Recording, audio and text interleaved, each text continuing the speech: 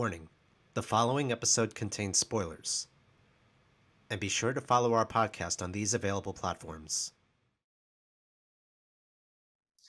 Hello, everybody. Welcome to another episode of the Nocturnal Movie Club. I am your host for today, Jake King. I'm joined by my esteemed two guests, Ethan Singh and Josh Gutman. How you guys doing? Hey Jake, how's it going, guys? I'm doing really good. Just, getting into Oscar season. Yeah, so we have a bit to discuss today. First of all, last episode, you guys were mentioning Babylon. I was the only one on the podcast who hasn't seen it. I finally saw it, I think literally 3 days after we recorded. Perfect. Yeah, I was doing a video gig over in central Brooklyn, and as I was coming back, I'm like, there's a few hours left in the day and I got nothing to do. Let me look up the showtimes, and there was a screening at Alpine for Babylon. Like, it wasn't a big theater, but it was close to home. I was like, once I get out, I can just drive 5 minutes home, and it would be like 11 o'clock when I came back. So I caught it, and I really liked it. Like, I can see why Yeah. you guys really liked it so much, but there was just something special about this film in so many ways. The only criticism I have of it is that it does feel a little bit long. Hmm. Like, for 3 hours, I think it was like 3 hours and 5 minutes. It Yeah. felt Hmm. like it overstayed its welcome a little bit in places. But the weird thing is that I I can tell what sequences weren't needed, but each sequence led into each other so well. Yeah. It's almost Hmm. hard to say which one you want to cut. It's true. I mean, I'm glad you liked it because when I saw this movie, my first thought was, this is a great movie. No one's going to like this and no one's going to want to watch this except film nerds. And you guys are very well versed, and film nerds is a praise, not an insult. And I think that's what this movie is for. This movie is for people that like movies and like the making of movies, not just simple flashy movies, which is what we kind of get today.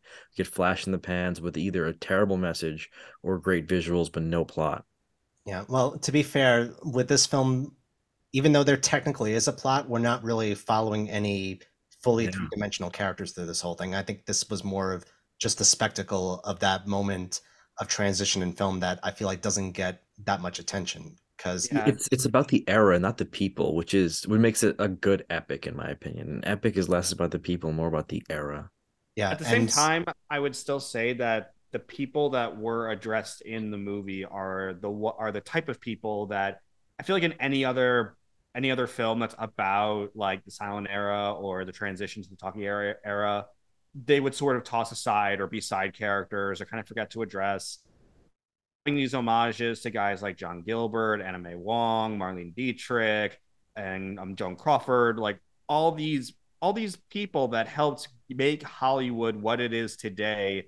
Some of them do get attention, some of them don't, but you could just feel Chazelle's love for all of them in the film.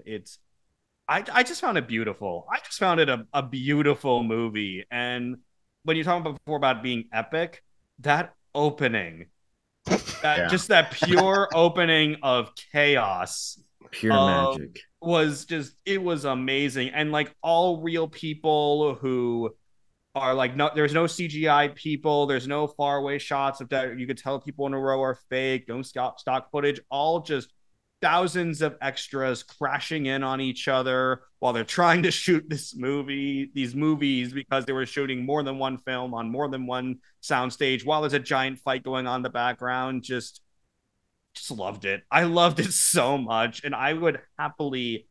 I already pre-ordered the film and on Blu-ray. I will probably be rewatching that whole opening over and over and over again. yeah, Oh, I this is loved a it movie. so much. This is a movie I would definitely own too. I don't know how much I would rewatch it because it is a long film, but Mm-hmm. it is definitely worth one that's worth having in the collection. I gotta Mm-hmm. say though, the scene that really stood out to me was when the transition finally happens and Margot Robbie's character has to make her first talkie film appearance. Oh my And Yeah. god. Yeah, I what felt I so loved much about that scene, stress. it really communicated all the stress that came into making a film like that. Like the fact that they only had two mics, actors had to land their marks, whereas someone like Margot Robbie's character like had free reign on the set of a silent film, so this was a completely new territory. Mm-hmm. And how just like this, there was always a problem, whether it was somebody sneezing and the audio was picking it up, or the uh, the high pitch noise due to an implant that the director Yeah. had in her foot. Yeah. And it had probably, outside of Jackass Forever, it had probably one of the biggest laughs I ever got when watching a movie when the assistant director says, "If anyone ruins this take, I will shit on you." And I also remember just that. how like I the sound guy, not the camera guy, the camera guy who was stuck in that Oh, hot yes. box, like, oh my god. And he nearly did he I think he either nearly died or he I did think he die. had I a No, don't heart he know. did attack and die. died. He He did died. die. He Yeah. did die. He did. Yes. Like, and the fact it's just another body that was a victim to production, and I was just like, oh my god, I do not envy these people in the But slightest. yeah, and also I didn't think about this until now. It almost reminded me of that scene in The Disaster Artist where they're trying to, like, they had to do like 100 takes just to get Tommy Wiseau to say one line. He does it finally correctly, and everyone's applauding they got it. And it happened in this movie, but then it ended in somebody dying. Yeah, I love that that's dark. true. It was like a dark That's genre fun. mixing in and, there. and kind of a weird callback to the opening where that extra died Yeah, because he got when he got stabbed by the Oh, lands. yeah. dude, forgot about that. I This love that. movie, one of I the love it. reasons I love it so much is like you have all these big name actors and big name directors. It's supposed to be a love letter to cinema, but it's also an exploitation film. Oh, 100%. Absolutely. It's This I loved everything. It's like the movie of like a dozen great scenes and dozen great moments filled with like mediocre moments in between, but it's just waiting for that big crescendo end. It's like great. Yeah. I feel like that we're kind when it comes to like Oscar movies. I feel like we're starting to move in the like that kind of direction because it also kind of reminded me of Wolf of Wall Street. Yeah, Interesting. it was basically like on the same level of chaos. Yeah, It like was. I feel like Oscar like those Oscar movies, they're starting to get a bit more explicit, a bit raunchier, a bit more willing to be that boundary breaker in terms of how far you can go with good taste. Yeah. And I kind of love that. Yeah. That's a good point because this movie goes really X-rated at times, but I think it's all in good taste because a lot of the times it's just gratuitous and it's disgusting. But I think here it was meant to create an atmosphere, which is like this is, as they would say, Babylon, right? This is madness. Mm-hmm. Yeah. No, you brought up something interesting there, the atmosphere and Justin Hurwitz's score, which I'm glad won the Golden Globe because that score really stood That out. dude's great. Like Yes. the high energy, chaotic nature of the jazz beats Yeah. really make the scenes stick out much more. You know what scene always is going to stick out to me forever? But The well, I don't know how to describe it. The underground carnival. Oh oh my yeah, God. with Toby Maguire. Yes. Giving, let's be honest, the best performance of his career.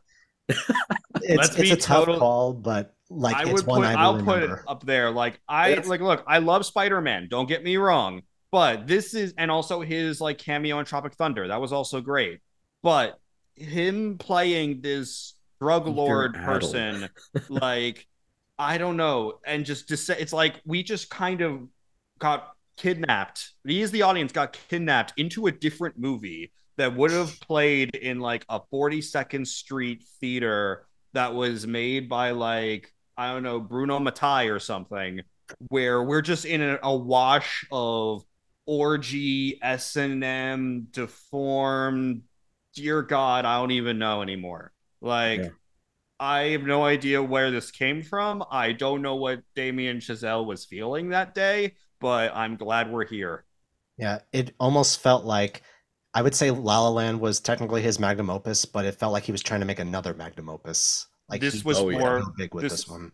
this was maybe a little bit more magnum opusy for me than La La Land. Like I love La La Land. I felt like I don't know, maybe Damien Chazelle was like worried about not being able to be an Oscar filmmaker anymore, and he just was worried he wouldn't get to have this budget and this clout and these actors. So he's just like, I'm gonna go all in. Yeah, he I'm took the just gonna. natural approach that a lot of these Oscar filmmakers would make. Like, oh, they liked how big I went there. I'm going to go even bigger. Mm-hmm. Yeah. But I would say that La La Land is more of his magnum opus because I felt there was more of an emphasis on jazz in that, and Damien Chazelle clearly loves jazz. Oh, absolutely. Like It he's feels definitely more like a tool being used in this movie that's basically has Hollywood as the backdrop. that's true. Both movies are very, very similar. That's why I think too with this movie, I think it's clear Damien Chazelle is like an auteur now, right? Because I Mm-hmm. think when you think about like people like throwing that word around, or they did a few years ago, because they just be like, well, he's really whimsical and he makes a lot of unique films. I think if you look at the body of work of movies that Chazelle has made now, they all have a central theme and they all kind of connect as if they're all telling one giant story that's hours and hours long. And I love that about it. Well, Can he's you imagine definitely. someone just connects all of these films together like in chronological order? I mean, That would I think be you actually could You pretty probably feasibly. could, yeah. Like, because I mean, each movie he's done that's like broken into the mainstream, I would just say Whiplash, La La Land, First Man, and Babylon. They're all about artistic passion. They're all about like doing what you love above all else and Yep. having the freedom to do what you love above all else. Like it's very clear that's what he believes in, and it's kind of a bit of a departure where you'll see a lot of films where it's like, no, your priority should be your family or your Yeah. partner or yourself. Like for him, it's no, it's the art above literally everything, and you're going to make painful sacrifices, and there will be people that are hurt along the way, but at the end of the day, the art lives on more than anything. And yeah. that's kind of how I viewed the ending of the film specifically, where like that whole montage and him like breaking down theater, where it's like this is what came out of all of the pain that we have been through, and this is going to last beyond us. Yeah, I would say conceptually, I love that idea. It just felt weird seeing Avatar at the end of that montage. Look, it It counts. It it, does it does count. count. I'm just saying aesthetically, it felt weird. It aesthetically it felt weird, but the messaging was perfect because it was basically to be like I love the core to me the core message of this movie was it's okay that the industry is dying because a new industry is coming up and it's going to be Exactly. better. And Which that was what the journalist said to Brad Pitt's character. yeah, And that's why Avatar honestly to me fits it even fits like well. conceptually Yeah. fit, because whether like I'm not the biggest Avatar fan, but I'm not going to pretend that it didn't have a tremendous impact on the industry, and it Oh, wasn't, huge. and Oh, it it was absolutely did. definitely, and it was also an example of pushing the boundary of Yeah. filmmaking and showing how much farther it's going to go. I mean, 3D may have just been a fad, but the CGI technology, the focused on open world immersion, the focused on world building over traditional character and structure, that we see that with the Marvel films and Star Yep, Wars films, for better or for worse. for sure. And I think like, we're in that same precipice turning point again where the old way of doing movies is dead and there's kind of a new way of doing things now. I I, kind of I thought the just message wonder. was reassuring. I just wonder what the new way is at this point. Like, what is Bad this? movies. It's whatever I think is bad movies. But Honestly, we're not fully gonna know. It's I think that yeah, the time we figure out those ideas of like what is cinema today, it's usually gonna be in retrospect. Because always. whatever we feel in the moment, it's just gonna be of the moment, and it's always hard to distinguish between what's a trend and what is like a lasting impact that will move forward. Like the way people say, "Oh, I'm tired of superhero films now." I mean, to me superhero films, it's just a popular genre, whether it was zombies or Yeah. westerns or remakes or gangster films. Those popular genres come and go, but the lasting impact, it to me, it's studios over auteur filmmakers, focuses on characterization over stars and starlets. Right. Those are the actual like cinematic impacts and cinematic outlook of today. But I could even be wrong about that too, because for all I know, in 2 or 3 years, it could be something else that would be even stronger. It's true. I think you bring up a good point that like we're only gonna know in retrospect because and to transition a bit here, I feel like uh we used to all think that the golden age of television kind of never ended. And then I think in the past few years, television has been kind of bad. I think Last of Us this Sunday was really, really good. Yes. I do have to say, the Nocturnal actually sent me to a special screening of it at the Angelica Theater, Nice. Nice. and I never played the game, so I crammed in one of those YouTube backstories, like what is The Last of Us about, a Yes. basic plot synopsis. S- Thankfully, I did because when I was watching the episode, I was able to see which parts they pulled verbatim from the game, Mm-hmm. Yes. and I have to say, I was very impressed by this pilot episode. Same. I Mm-hmm. mean, I'm a big gamer, but I never had a PlayStation. I was always an Xbox person. I got a PS5 about a year ago, and I never played The Last of Us. After watching this episode, I finally got the lead out of my shoes and started playing it. Gosh, the see like how they naturally adapted that material. I feel like we've known for years how to adapt a book into a movie, but how to adapt games into movies is something no one figured out. Perfect, Yeah. perfect adaptation.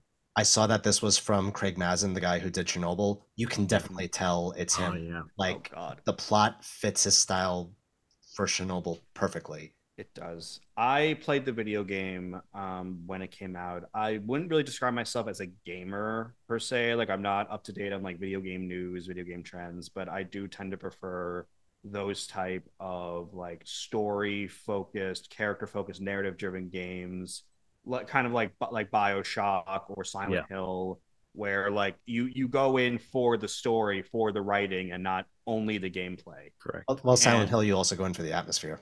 yeah, Silent Hill 2 also. Huge. It's Silent huge. Hill's, yeah.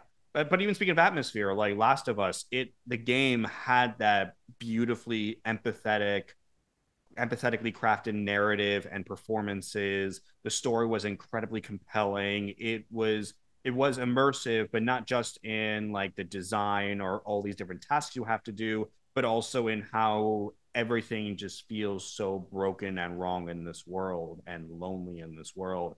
And the that episode, that debut captured that perfectly. The pilot captured it perfectly. I loved it. It was everything I would want it to be. I did have faith because I did watch Chernobyl, and I love how much that show crushed my soul. I did not rewatch it because I don't want to. And I'm Pedro Pascal was amazing in it. I He swear was to perfectly God. cast too. From Yeah. what I It saw really in was. the backstory, it's like I couldn't imagine any other actor in this. No, I was a little concerned because I'm like, is he getting typecast now as actor who protects small child? But it kind of works for him. He's been does doing it does really well in does everything he's doing. protecting Nick Cage also count as protecting small child? Yeah. Okay. That's Yeah. something I need to mention about Pedro Pascal too, Boy. because outside of The Mandalorian, he's been the best thing like in a lot of projects that he's been in. Like He's aside Honestly. on a from good Nicolas shoot. Cage, he was the best actor in Unbearable Weight of Massive Talent. Yep. I, Mhm. for better or for worse, I saw The Bubble the other day, and he was the only character I even found remotely entertaining. Him and his interactions with Maria Bakalova. And as I said, he was perfectly cast in The Last of Us. I think he's got a pretty good career going. I doubt he'll be typecast that much. Mhm. Yeah. I mean, it's good. He's doing a great job. I no so far I think this was the strongest opening episode of a TV show I've seen in years. Mm. It seems like something that would have come out 10, 15 years ago, back when like TV was to me at its peak, at least for my lifetime. And I'm just curious to see where it goes. I'm wondering if they're going to stay true to the game or if they're going to deviate a bit. What do you But guys yeah, think? I mean, it's just sort of going based on the first episode. I think it's going to delve a bit more into the faltering institutions that were made in place yeah, after their zombies. I'm just going to call them zombies. yeah, Take like trying to take over, how like the corruption that's involved, the infighting and power plays. I don't think it's going to get lost in it, but it does seem. I do think it's going to play that up a little bit more. I think. yeah, I wouldn't be necessarily opposed to that as long as it doesn't fall into the trap of getting so focused on the world building that we lose focus. The games do that pretty well. The games do a good job, like keeping the focus on Joel and Ellie during their journey, and I think they're going to do the same thing with this. The only reason I'm like kind of going back and forth on it is because one of the big focuses of Chernobyl was that part of why everything during the disaster went so horribly wrong was the incompetency and the corruptions of the institutions in place. And I feel like they're going to want to dip their toe in that well again with this. yeah. Yeah. I don't know how that will go, but I do trust them to do it well.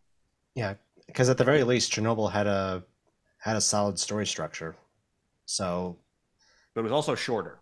I don't know. Like, is it confirmed whether this is going to be an ongoing or a mini series? I think it's I ongoing. think it's ongoing. I That think they're might going to that's do this for a while. That's my Yeah. only real. That's where my if I had any concern, that's where it would go because they did it in mini series Chernobyl very well because it was tight, it was focused, it was controlled.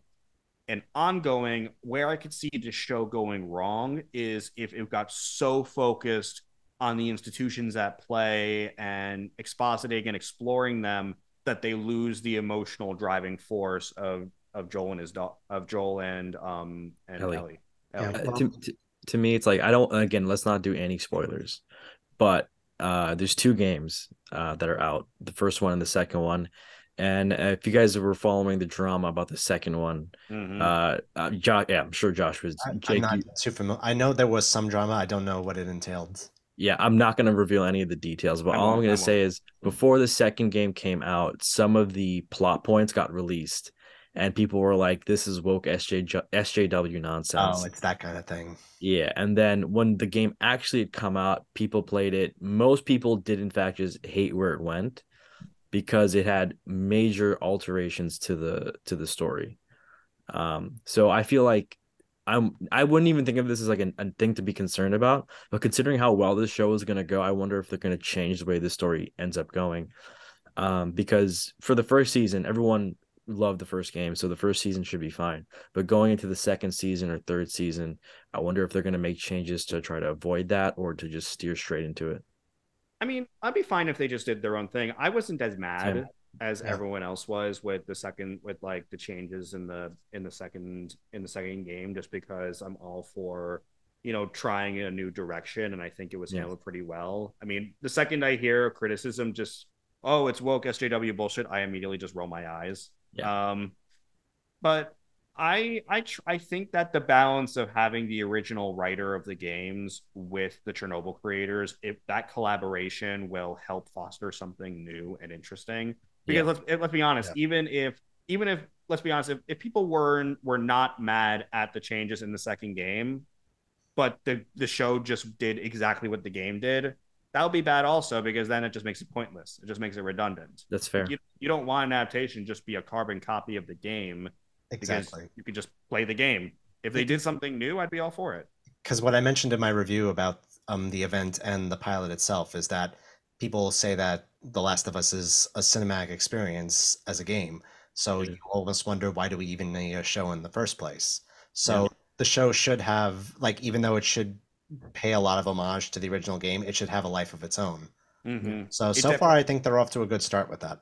they struck their balance very well with both, especially like so much of the opening was an homage to the game, but it was Yeah, Yeah. still that's incredibly intense. And I was that whole like car that ride was great. scene was brilliant. It Amazing. was nerve wracking, and was it basically a carbon copy of the game? Yes, but Yeah. I wasn't thinking about that because it was just so well done and so well acted. And I think it's because of the power of Pedro Pascal's performance, and also the little girl who played his daughter.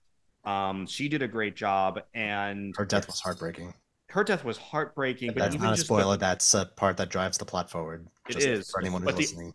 even before that, like when when his daughter was checking up on that old couple, and you saw in the back That the was a old great woman, moment. like, was her face was contorting, but it was out of focus. Like you felt everything slowly crumbling, and it wasn't even that aggressive about it. It was a very, very slow build to like an airplane falling down while they were in Yes. traffic. Oh, Like that buildup was just brilliant set incredible. pieces. Yeah, speaking of Nicolas Cage, that scene actually reminded me of Knowing a bit, Yes, where the Mm-hmm. plane crashed. Like, that's a it nightmarish does. image to me, and the fact Mm-hmm. that they brought that again into this show, that It's left me incredible. speechless. One thing I love too, like I love that they're ripping scenes and dialogue straight from the game and not changing anything at all. Because to me, games, at least the few handfuls that like Josh was mentioning, and a bunch more that have been made since then, they're coming out today. They're like the storytelling and the narratives those games have to me have far surpassed what a lot of movies are doing today. Yeah, And I think like games as a medium for storytelling should be respected far more than they currently are.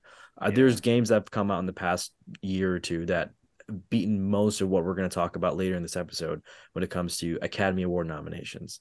mm, And I'm glad that they're starting to get, hopefully, going to get more respect in that sense. I yeah, think we're pretty much getting there heavily, because just going back to the second Last of Us game, the main criticisms of it, it wasn't the gameplay or the graphics, it was the Yep, writing. all Like story. the fact that we're now critiquing a game's writing and story rather than how well you can actually play that game shows how the perspective of what makes a good game has elevated It's so changed well. completely. yeah. And I think that, I mean, now we're actually getting some very solid video game adaptations. I mean, what Yeah, my brain goes to Castlevania, like the Netflix Castlevania series, Cyberpunk or Edge Runners. I That mean, was I still need great. to I watch still it, have to but check that out. Yeah, but Highly recommend. the way you talked it up, that's another one. It's a I'm great one. not big on the Sonic movies, but they are pretty well received I nowadays. like them. Yeah, They're Yeah, fun. especially the second movie didn't had no excuse to be that good, but they actually started to get a little bit more faithful to the game. So yeah. in It's that incredible. sense, they kind of Also, earned some credibility there. just hot take. I like the Super Mario Brothers live action movie. I don't care what anybody says. Well, I will it's hot take not that. good, I but don't care. it's I don't definitely care. I one to like talk it. about. I enjoy it. But yeah, like we're now getting to a place I think where we can stop the whole it's a video game adaptation, it's probably gonna suck. Like Yeah. that, I think we need to like really move away from that. Well, except for Uncharted, but besides that one, I think Besides that Uncharted, one. I hope, was just like the fumes of the engine that was driving bad video it games. was it was Sony Pictures' first movie. They have I mean this is their second product, right? So Mhm. they're doing great. They have 8 more coming out. I'm really, really excited. I think when we were talking about what we're most excited for, I was most excited for Sony's stuff, whatever they're going to produce, because they've got God of War coming out as a something TV show, movie, whatever. It's all going to be great, I think. Yeah. I'm just waiting for my Bioshock series slash movie that is always in development I hell. know. And I think But at one before we can point get excited with that, we gotta see how this show ends up because it started off great, but like you said, it could always falter, and Game of Thrones did that. I Game of feel Thrones like did that. I know the plot points that they're gonna go to in The Last of Us 2. I don't even know where The Last of Us 1 goes, but I feel like it's not SJW garbage. You can actually make an incredibly good story out of that. No, of So, course, but then so I like hope if they it's they a, get there. but I'm saying like if it's going to be an ongoing series, they could Yeah, well, go with because there's only two consistency. games, so the most you could make is 3 seasons before you have to call it quits or another game comes I out. mean, But but then but then It's the original writer. They can go beyond the games. but That's but, true. but That's that's true. the They thing. got Neil Druckmann on, But so is it going to be like a Game of Thrones thing where he's just going to wait around until he's ready to write the next scripts, the next season, or the next this story? guy's My fairly prolific, I think, because he also did the Uncharted games or did some of the Uncharted games. my worst case scenario isn't even Game of Thrones. It's Walking Dead. Mhm. Like that is if I were to think of Last of Us going bad, it would be Walking Dead, where it leans too hard on the melodrama, it leans too hard on the world building, Yeah, it loses its focus, and I see that. it becomes like soap opera y with a few gory kills here and there. I Yeah. was Like gonna say, like, my worst case is Westworld, where you have a phenomenal first season and then it just trails off into I don't know what this is about anymore. Yeah, exactly. After the first season, I tried a little bit of the second season. I Same. lost interest almost immediately, and then I just forgot about it. Same. That's my big fear of it. But you think yours makes more sense though, Josh. I'm just talking from the heart here of like, it's HBO is gonna make another mistake, aren't they? well, Yeah. as long as they keep Joel and Ellie the focus, like the driving force, Yeah. because they're them together, or at least their individual storylines, they're the strongest. I care way more Yes. about them than like these little mini I government agree. infights that they kind of like put little sprinkles on in the Yeah. pilot. The And I the mean, Federal Fireflies thing is I don't care. yeah, but here's the thing: it's fine that I don't care right now. It's just the pilot. Maybe I'll care more as future episodes go on.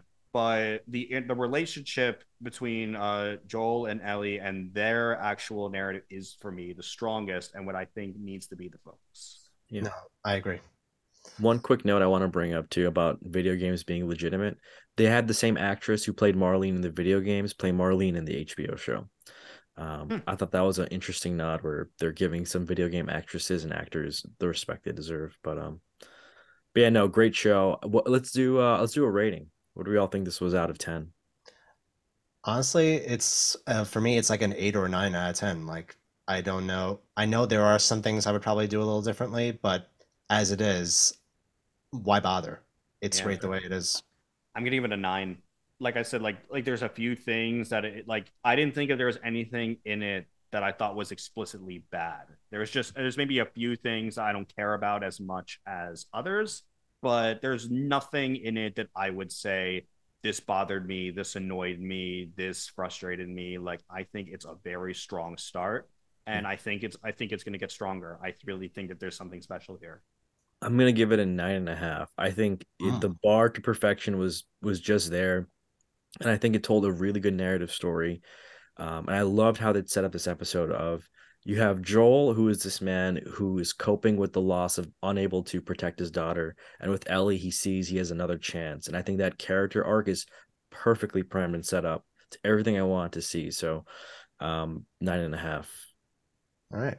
So we'll have to see on Sunday with episode 2 how everything Oh, goes. trust me, I will Oh turn yeah. this into a hate watch faster than they could blink. I love this first one, but I am ready to knock it down a peg if it's not holding up. I've Well, been I've yeah. been wanting a regular watch. I've been wanting something I can follow weekly for a long time. Like most of what I watch nowadays are either anthology shows or binging older shows. I That's fair. needed an actual ongoing television drama that I can Yeah, follow week to Yeah. week, and I'm glad same I here. have this now. I know. Honestly, until they announce the next season of Ted Lasso when that's going to premiere, this is going to be my go-to. That's Mm-hmm. true. Oh, quick side note for Josh. They are doing a new BioShock game. I'll tell you about it after the podcast. Yes, thank We'll you. talk about it afterwards. Hell But yes. probably have to edit that out. Sorry, but like we'll keep it's No, no, whatever. no. We'll keep it in. Because I like to bring up good Shows we movies. have a life outside of this podcast. At least we can make people believe that. Oh my god. Speaking of no life, you guys see way more movies than me, which is why we wanted to talk about nominations for You Yeah. the are upcoming killing it Oscars. with you are Yes, we killing are it with in these award season. transitions. You are killing with these transitions. I swear to Oh God, like man, you're the I'm only one trying. that actually bothered to structure a transition. Well, because we both know, all three of us know that all three of us I've seen the least amount of movies, so I will drive us going forward here on our But, nominations. but that's the interesting thing, though, when it comes to the Oscars and the Globes. It's like even if you don't see the movies, you know what's going to win. You do. You kind of get a feeling like even when we talk about best director, I we'll see.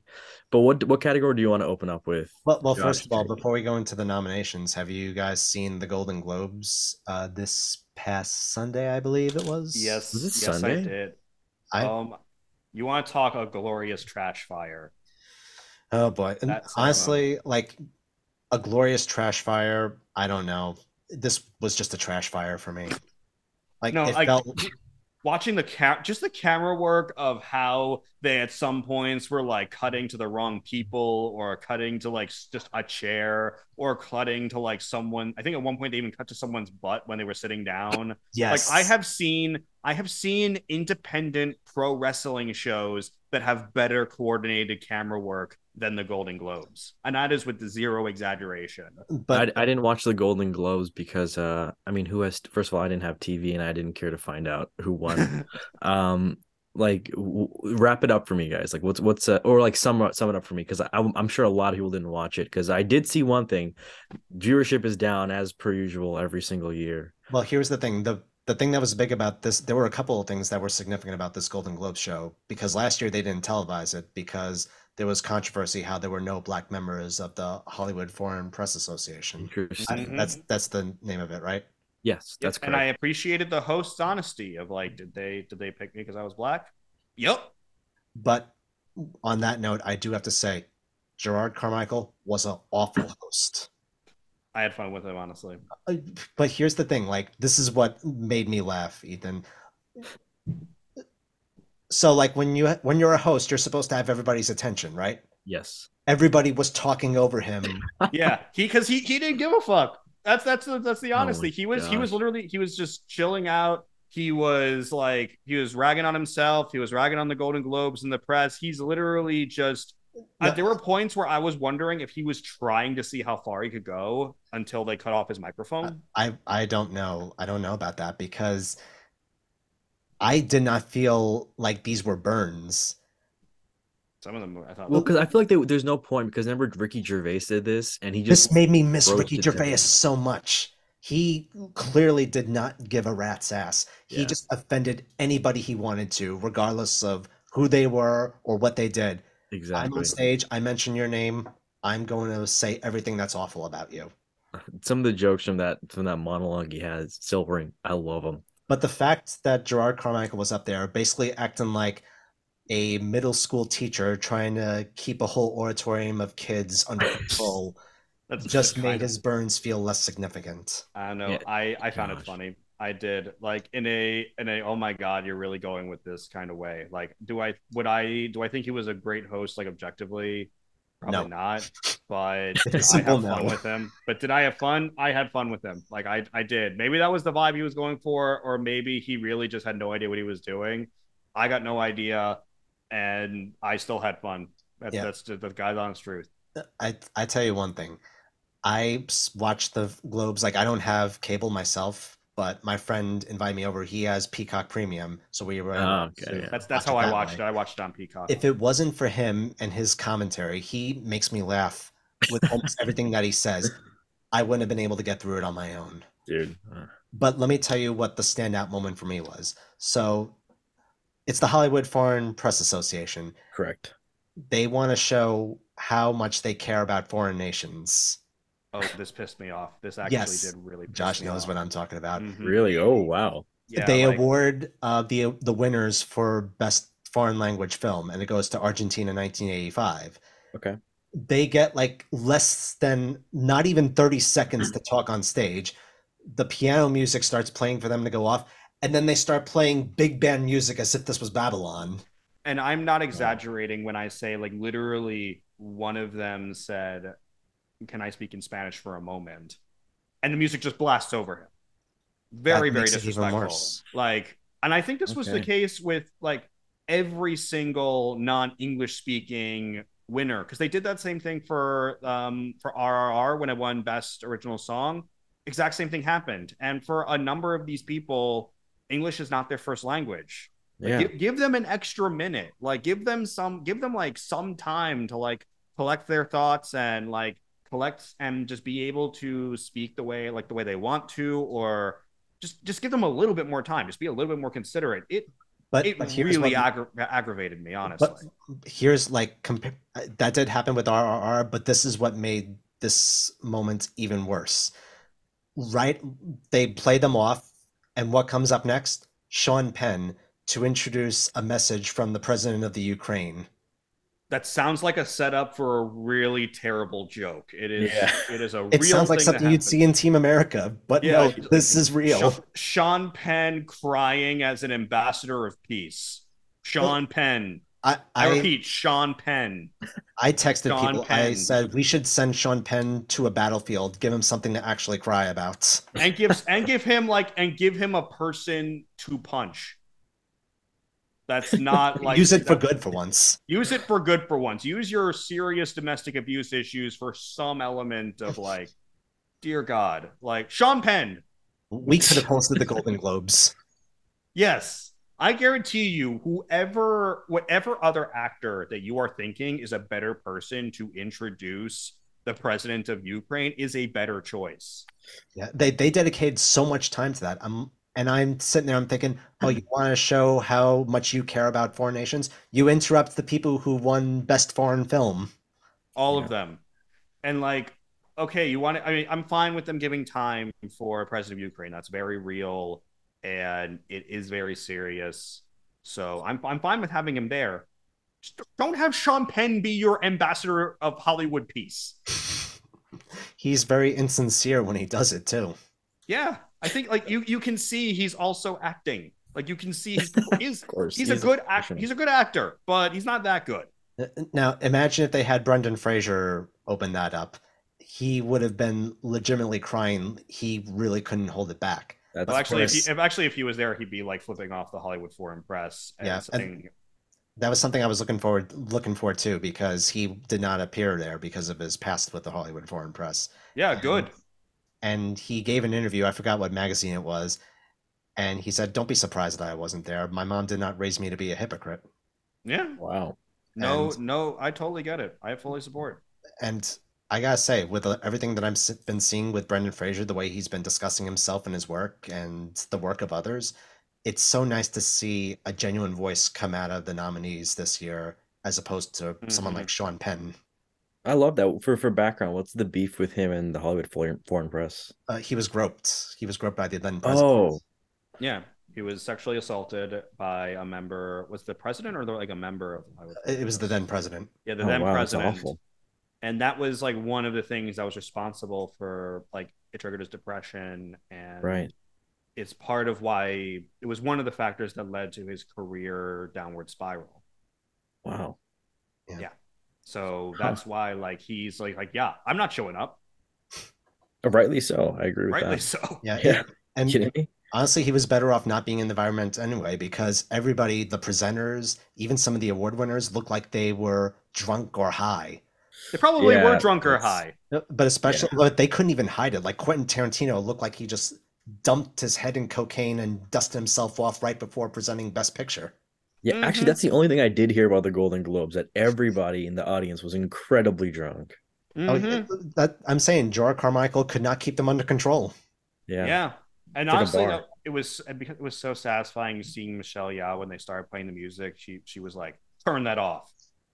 Like you will stop. You know, you will turn that off. I can beat you up." Like she literally threatened to beat up the whoever was playing the music. Well, And that I'm was like, what that was what I was worried about too, because I was worried she was talking about the piano player, but that's what I the thought, but no, person it turned said out to that wasn't be me who was playing. The only time I was playing was when the camera was on me. yeah. And I'm like, okay, that's good. So I can feel good about this moment because like this is this like she had such an illustrious career working her way up to this moment, gave an incredible performance. It's basically like a coronation of all the work she's been doing, Yep. going back all the way from Hong Kong to the States. And they're barely giving her enough time to talk. So when she's basically telling whoever played the music to fuck off and let her have her moment, I am like, all Hell yeah. for it. All for it. You deserve it. Do you notice how they're also very selective on who they allow the most amount of time to talk and Oh yeah, those who they cut off they early? gave Steven Spielberg like 9 minutes. Wow. Okay. All right. I didn't know that. That's just that's if they were gonna be equal to everybody of like 60 seconds per whatever, Nope. I'm okay with that. But that's crazy. I And will keep say, like, of the speeches, the one that I enjoyed the most was the actor who won for Everything Everywhere All at Once. I don't want to mispronounce his name. Uh, Ken He Kwan, right? yeah, but his felt like the most heartfelt, surprising, and grateful speech of the Mm-hmm. nights. I mean, there were a couple other good ones in there, but that was clearly the standout. Yeah, And I think absolutely. everybody was surprised that he won. Like, I think everyone was gunning for Brendan Gleeson for Banshees of Inisherin. Mm-hmm. And now he's, as far as I know, he's sweeping the awards for Best Supporting Actor. He is. It's a real Hollywood comeback story. Yeah. Nice. Love to see it. Yeah, and Yeah.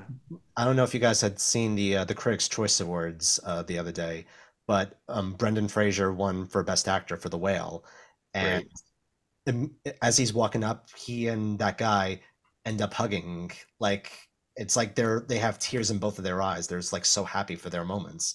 And Mm-hmm. Yeah. then I saw an actors roundtable, and I forgot the two of them were in Encino Man together. The amount of times you brought that movie up on this podcast. Wait, did I bring up? I brought up Pauly Shore. I don't think I ever brought up Encino Man itself. Oh, have you not? Is it only coming up in the pre-show? Uh, I feel like I've heard you bring up Encino Man a number of times. Maybe just because it's association with Pauly Shore. And look, there I go again. Yes, exactly right. Yeah. But anyway, back to the award show. So like we talked about the celebrities and the speeches and the Mm-hmm. shit show it was, but in regards to the winners and the nominees, what do you guys think of I those? was I was fine with them. Like I can't think of. I mean, I would have gone in different directions, which I guess will be evident when we do our Oscar picks. But Yeah. I can't say there was a winner that actively frustrated me or made me like, you do not deserve this. I mean, even the ones I disagreed with, like Colin Farrell winning for Banshees of Inisherin, like just because that wouldn't have been my pick, that doesn't mean that I think it wasn't deserved. Yeah, who would That's you have fair. picked for best actor in that? If we get the nominees again for Golden Globes for that one? Oh, I've got them up. Let me find it. Best Yeah, actor. Let me see. yeah. If you list them, I because I do remember not fully agreeing. yeah. Okay, yeah. So the nominations were Diego Calva for Babylon, Mm-hmm. Daniel Craig for Glass Onion, Adam Driver for White Noise, Colin Farrell for The Banshees of Inisherin, and Ray Fiennes for The Menu. I think I was going for either Daniel Craig or Ray Fiennes because for Hmm. me, like those two lost themselves in their character to the point where I saw the character over the actor. But I thought Colin Farrell was still fantastic, so I wasn't exactly upset that he won. I I was fine with basically every winner in its own way, even if I didn't really agree with the pick. Yeah, That was actually a really strong category because I haven't seen White Noise yet, but the others, and Adam Driver always is amazing in my book, but those are all great actors. he Yeah. is. But the weird thing with White Noise is that when it first got out, I was hearing positive reviews, but then I heard a lot of negative press start coming out. That Interesting. was me. Like, so I think that was one that was, it was like The Tourist, where they were like pushing for Globe season, and then everyone just started saying what they really thought. Yeah, like I see. I didn't really like White Noise all that much, but that's not Adam Driver's fault. Like that Yeah, was like, but I It's a mean, Noah Baumbach movie, right? yeah. yeah, Okay. and he's made significantly better. It's like his most unnatural sounding and made movie he's made. It's weird, but Noah Baumbach, he's like it's almost like he's a wave of a director. He'll have a hit, then he'll have a He flop, then will. Yeah, he'll have that's a Hmm. flop. true. That's Yeah, and true. I mean, the way Marriage Stories felt very real, and the dialogue felt natural to the characters that were in the film, and it felt almost like people that you've met in real life. Yeah. White Noise is the exact opposite. See, that's what I heard too, and I'm I do want to have not a answered. I want to have an episode on just how we feel about naturalism in dialogue because I'm on the opinion of it's sometimes good. I don't care for it. Oh, oh, of If it's just course. creative, I like creative dialogue. Of course, and Yeah, like Nicolas Cage is like my favorite example of that, where just because his performance might not feel realistic, it still feels true to the character It's he's great playing. for But sure. the problem with White Noise is that that's not only is that every single character, it feels the way that the actors are directed and the dialogue that they're saying, it feels like the writer wants you to pay attention to his writing style versus Interesting. having the Okay. characters actually act the way they should be acting, or at least acting in a way that feels distinct and unique. I have the same issue with a lot of M. Night Shyamalan's movies where seriously, where the writing style, it feels like he wants you to pay attention to his writing Yeah. over what's actually happening in the film. yeah. That's fair. But That's fair. it's weird though, because if you want to spotlight your writing, don't you want it to be good writing? Like, because Um his dialogue is so incredibly meticulous and Mm-hmm. unnatural. I Like, I still remember back in the sixth when I was watching The Sixth Sense, the dialogue was a little unnatural, but Haley Joel Osment's performance complemented it. But every other kid who acted in a M. Night Shyamalan movie was not like that. And so the bad dialogue just stood out even more. I will say I met him recently. He's just very passionate about his stories. He's super bad. You could I tell believe it. he's like super he's probably one of the most excited directors about movies I've seen in a while. Yeah, I mean, like I can't Just love fault him. him for like doing what he loves. And Mm-hmm. to be fair, he gets to make the kind of movies that he wants to make. Yeah, Yeah, every And as director far as I envies know, that. he's self-financing, so it's not like he's using other people's money. Well, guys like him, I it's mean, kind of true. my favorite example of Shyamalan doing it well is Unbreakable, and even that in Split and Glass, Yeah. where the characters all it's very it also is paying attention to his writing style, but each character still has their own voice. And because it's meant he's framing it like a comic book, and that's his big influence, some of the more over the top moments actually feel in tune with the world he's created. Yeah. Yeah. And I mean, my favorite example of that sort of writing is Tarantino, where his Yes. characters' dialogue, they're very like that's also him paying attention to his writing style, but his characters still have their unique voice, and the over the top dialogue fit the over the top films that Tarantino is homaging, whether it's spaghetti westerns or kung fu films. Yeah. But with White Noise, it it really there's no distinction. Every character sounds exactly the same, and the Mhm. world that I he's hate that. created, Yeah. it doesn't feel unique enough to it doesn't feel unique enough to justify it. It feels like it's trying to be our world because it's making a commentary on how we handle crises. But because of that, it just feels so jarring. And you can tell, like, he's got talented people saying this dialogue, but none of them feel unique. Right. Don Cheadle sounds exactly like Adam Driver. Yeah, that's a sign of a bad script for sure. Which honestly, Noah Baumbach and Greta Gerwig, who I'm sure work hand in hand in this, they are very talented people. This is a very low bar for them. Then I gotta watch this movie. Then I want to give them fair criticism, but In I a way, trust you guys. We have same taste. maybe we can make that for the next episode where we Yeah, all have seen White Noise and we could all give our retrospective. Mm-hmm. probably. Yeah, I'm Maybe. down for that. Yeah. Sure. But anyway, so now that we got White Noise out of the way and how much we did not want it to be at the Globes, so the Globes are done. Critics' Choice Awards are done. I think the BAFTA nominations just got announced, I think and so. Yeah. the Oscar nominations are going to be announced on January 24th. Yep. Yep. I figure maybe we can beat them to the game and say Mhm. what we would like to be nominated. Agreed. Where you want to So, start? how do we want to do it? Do we want to do it by categories? Let's do Let's by do it by category. let's do it by categories.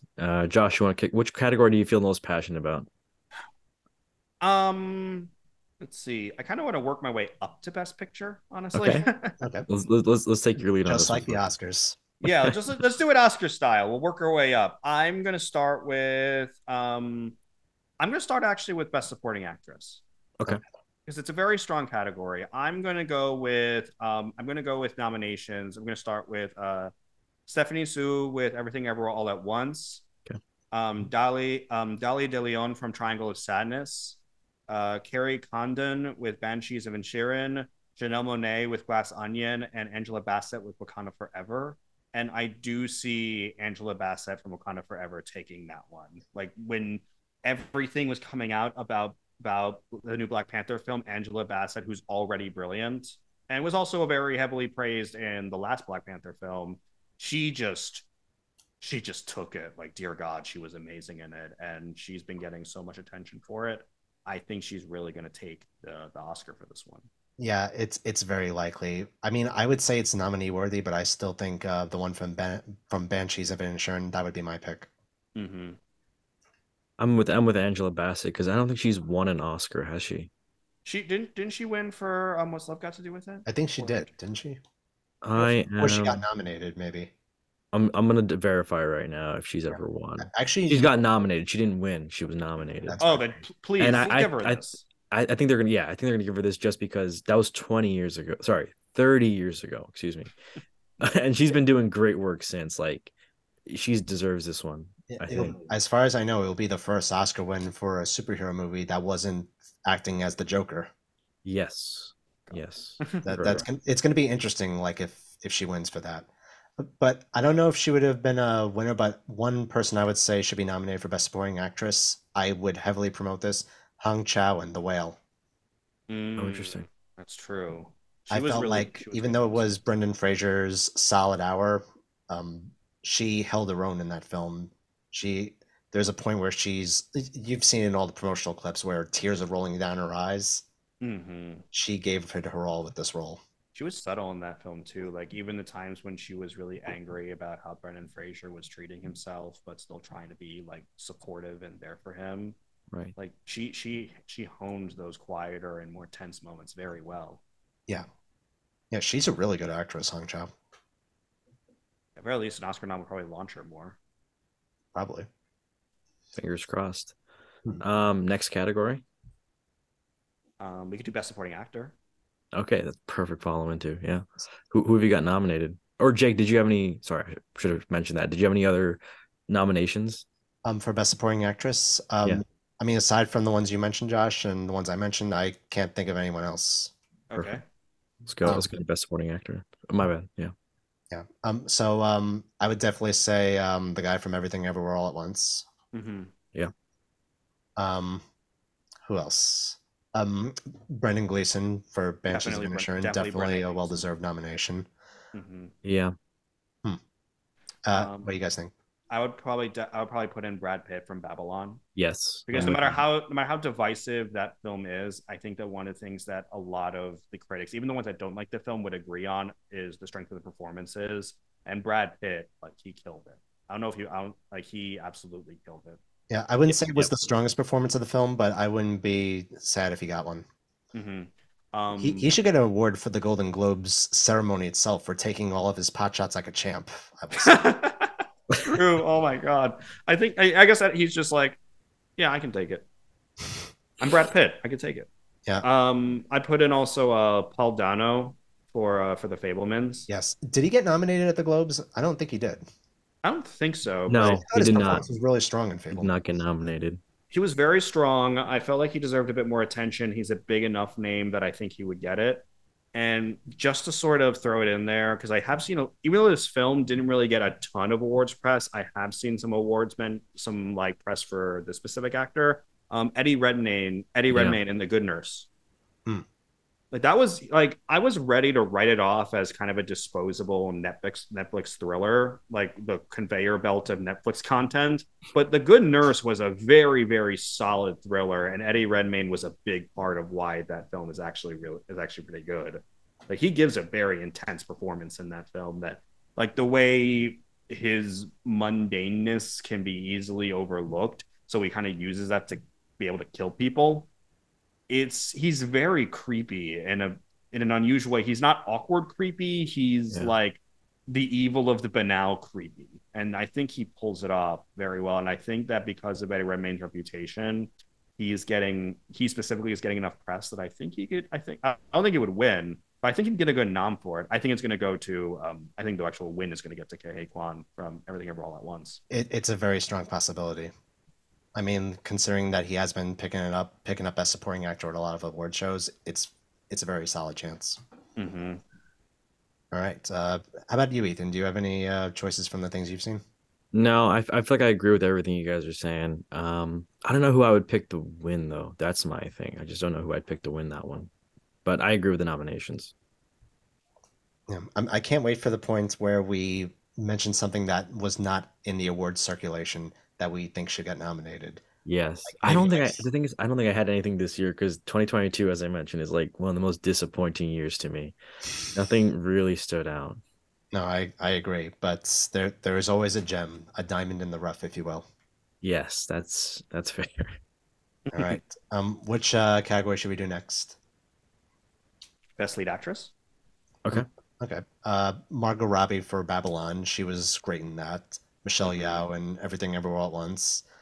Um, I honestly Viola Davis in The Woman King. hmm, That was she was intense in that movie. Like that talk about an actor who's disappearing into her role. That is one of them. And I yeah, think that she's I mean, I don't know if she's gonna win. If she were, I'd be totally happy with it. And there's getting some impressed about that. yeah. Oh, this was my pick at the Globes. This is one I would say to win. Kate Blanchett for Tar. That's my pick, Okay. honestly. Yep, I same. think I think Kate Uh, Blanchett's gonna win. Um, Also, Anya Taylor-Joy from The Menu. I know she got nominated for the Golden Globes, even Yeah. though I wasn't a big fan of that performance, not gonna lie, but just wanted to throw that out there. Honestly, like you can see like some parts where it became a different character, but it still feels indistinguishable from a lot of stuff that she's already been in. Yeah, I think is like to me, she's one of my favorite actresses working today. She gives to me great performances, but that one was just not it. But just wanted um, to throw her name out there. No, I'd no, throw it's in. Sorry, no, no. What were you gonna say, Josh? I was gonna throw in Michelle Williams from The Fablemans. Yes, Like yes, that's really the performance from The Fablemans. I feel like is getting the most attention. and for good And reasons too. my God, talk about heartbreaking. Like when the affair actually came out and she was like trying and failing to keep the family together. I'm just, oh my God, I felt so much. That scene where he locks the mom in the room and she watches the reel of all the times he caught the affair. That What crushed a my soul. I swear to what God. a bad move that kid did. I mean, like you're allowed to have your feelings about it, but But your he mom is had it to hurting. Your this. mom is hurting. Dear God, this is not us. This is not all about you and your trauma. See a therapist. Don't movie hurt your mom. I don't even know what you call that. It was a different time. It was a It was, time when John Ford was still alive and he had an eye patch. but also it's like one of the core themes of the Fablemans is using film as a weapon. I feel Yeah, like you don't get more obvious about using film as a weapon than that scene. fair, fair. Um, but yeah, Michelle Williams. I also put in Danielle Deadweiler for Till. Mm. Okay. That one I thought was really good, and I've definitely been seeing some press for that performance too. Yeah, has Till gotten a digital release yet? On the cheapest way to do it is Google Play for $6. Everything else, it's like the $20 ones. It's not even on Yeah, Amazon So it's yet. not on like streaming services. Like that sucks. But hey, Yeah, I think that would be Peacock, right? It's a universal release. yeah. Peacock is yeah, it would be Peacock because they just put up. She said. Speaking of other actresses that I would say best lead, those two. What are What's the her name? names? Carey Mulligan and who's the other one? Let me look it up real quick.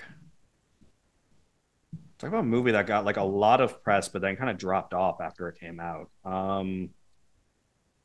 Zoe Kazan. Mm. Yeah, it's basically it's yeah, oh, Zoe it's Kazan, true. Carey Mulligan. Either one of them, I feel like would be deserving of nominations. But yeah, like I was kind of surprised that I'm gonna bring She Said back up again, but I would have thought that like it would have gotten a bit more attention after it was released because after the release, no one really talked about it anymore. Well, I mean, it's a film with a tricky subject matter to bring up in Hollywood press, I would say, True. as an award frontrunner, you know? That's true. I feel like we're not fully moved past on from the initial Me Too movement Hmm. where we can iconize it, if you will. True. That's valid. I'm gonna bring it back a few times. She Of said. course, yeah. Um, so should before we go, so should we do actor and then go into the technical awards before Best Picture? Um, I don't have a ton of picks for technical awards because all of them for me are battles between Avatar and Top Gun Maverick. Oh, that's so true. Yeah, I think we can agree that those are just It's cleaning going house. it's going to be one of those. I don't have a ton of picks and nuance between the two outside of I think most of the visual effects may go to Avatar and most of the sound awards will go to Top Gun Maverick. But it can go to either one of those two. I will not be mad at either one, but it's going to be a battle between those I two. I do want to say to me it's like the most interesting battle we're gonna see because you have the two opposite perspectives of special effects. Top Gun with pure practicals and Avatar with pure CGI. Kind of And curious where this is gonna go because I and love practicals, but I also loved Avatar. well, So they're both to me the perfect encapsulations of how each of those styles can correct. work in the best Exactly. ways and also some of the worst ways too. Yep. But they both sort of exemplify why each style can work in its own as an artistic tool. So 100% agree. I don't really have a ton of technical award picks because it's really Well, just going to be between those. well, here's the thing. Like, I agree with you guys. It's going to be a battle between Top Gun and Avatar. But Yep. how about the lesser nominations, things that we think could get nominated that are obviously not going to win, but can end up in the same category? I mean, even though I Mm, don't like this movie, Jurassic World Dominion, the effects are a lot better in this one than the previous two. So that's a that fair may point. grab a nomination. If I was to think of lesser ones for any technical awards that would grab nominations, this is going to piss you off, Jake, but I don't really care. Ambulance. Okay, I mean, listen, I can't say I agree, but I can't say I disagree either. So I'll give you that. Yeah, ambulance. I think especially for the use of the drone technology, its camera work. I feel like. I'm trying to think of any Marvel film. Wait, No actually, Marvel film I think is going to I get do this have a year. quick question. Yes. Mhm. Do you think that Werewolf by Night could be nominated as a short? I don't think so because it was marketed as a special presentation. Okay, I don't really. This is I guess it's a logistics thing. I'm just curious because like I mean if that Werewolf is curious though. That does strike my curiosity though. because like if Werewolf by Night were to be nominated as a short, I wouldn't exactly be mad if it won something. I mean, I guess it would suck for because the shorts are kind of the showcases for younger filmmakers, and it would be really unfortunate if a Marvel film kind of like took it away from a younger director. But strictly from an artistic standpoint, Werewolf by Night was like my favorite Marvel thing to come out last year, and And for me, it's the Guardians of the Galaxy Holiday Special. also awesome. Not going Oh, to take shit. anything away from that. But it's Um, interesting though that the specials stood out the most against the TV series and the movies. Wow. yeah, Yeah. but I don't know. Like if Marvel or Disney were to push for Werewolf by Night to get a nomination for like as a short, or even maybe some of the technical awards, I wouldn't be mad. Yeah. That's fair. One thing I want to mention is best makeup. So I think The Whale has a really good shot of getting a Oh, nomination you're for right. that. The And Whale. honestly, you're gonna love this, Josh. Terrifier 2. Yes, totally I down for wouldn't be that. mad at all if that got a makeup nomination because the gore in that was legitimately excellent. Well Also, deserved in that case. I'm gonna throw Elvis in there. Yep, that too. Okay. Yeah. Yeah, not Probably just for for us. costume as well. Definitely costume, most production, and probably some sound like some technical awards as well. That's true. Yeah. That's true. They do love music biopics for that category. Also for best animated film, if Guillermo del Toro's Pinocchio doesn't win, I'm gonna be pissed. It's gonna It because has to nothing win. else was. I would love to see Puss in Boots, the Last Wish one. Just I haven't seen Puss in Boots. I heard it's really good. I'm same. not a big Shrek person, so I wasn't like gearing up to see it. But because it's gotten all these good reviews, I'll probably check it out at some point. And if Disney does try to push Turning Red, it was not my favorite Disney movie, but I liked it. It's But fine. It's a it's fine movie. fine. But Guillermo del Toro's Pinocchio, or even Wendell and Well, I'd be cool with that one too. Oh, But that's a As a hot take nom, for as you, a Ethan. yeah, as a nomination, yeah. Actually, for nomination, I think they deserve that because it's the most creative looking movie. But story wise, I wasn't a fan of the story Yeah. or the movie, I guess as a whole. That's what I'm all I saying. know is I would have been obsessed with it if I was 12. Yeah, it's interesting though because when I Fair. saw Turning Red, I did really like it when I initially saw it, but I started to forget a little bit of it as the months went by. But Del Toro's Pinocchio, I still remember a lot of sequences that really stood out to me, Yeah. like that opening scene where the bomb drops on the church, killing Geppetto's real son. That's gonna be burned forever in my head. Yeah. My Turning Red is just like the most generic Pixar movie they could have churned out. I I wouldn't say it honestly was no. no. Lightyear was the most generic. Yeah, definitely Lightyear. If Okay. If No. Lightyear gets Fair. nominated, I'll actually be pissed. Turning Fair. Red, like at least had a bit of an idea of a story, like, and it had an interesting setting too. My That's issue that's with true. It did turning have an interesting setting, somewhat interesting story, but Probably best use of twerking I've ever seen in any project okay. this year. that actually ties into my issue with Turning Red. It's supposed to take place in the early 2000s. Nothing about the way those kids acted like were early 2000s. They That's acted like true. modern kids. When, That's when my did they only. start saying "My body, my choice"? When did people start saying That's that? like got to be like 2010s, And I right? think they even said fam at one point. Like Yeah. fam was like that, To unless be fair, what about Bob? 1991. He says, "Oh, the fam." dude, no. Oh, man.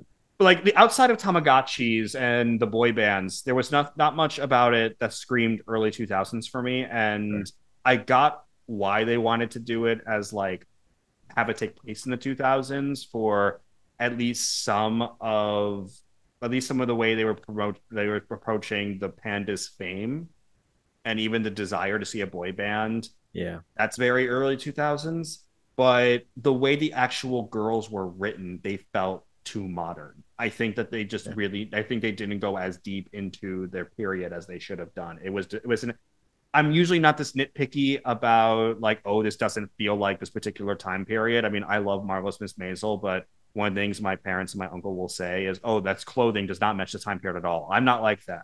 But Yeah.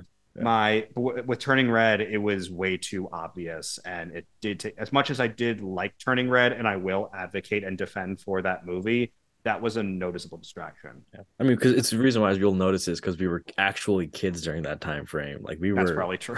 roughly ballpark that age. Yeah, But but I was under a rock at that time too, so I wouldn't be able to tell you what things were like. that the world was different back then, right? Everyone was basically under a rock. No, Yeah. I was extra under a rock. Okay. I was deep into my comic books and cartoons. I was Look, not. this is a podcast of three nerds and also OJ. So I think we're all in the same place. Trust me. True. I've been on a like I don't like Pixar movies that they've been making for the past couple of years. Like I feel like they're all misses to me. What would you say was their last great movie? That's I don't know, man. Like the last one where I saw that I was like, this is a phenomenal movie was probably Up because I didn't like the one about the emotions. You Inside didn't like Out. Inside Out? I That's loved it. Inside Out. I was not a big fan of Inside Out. I didn't like Soul that much.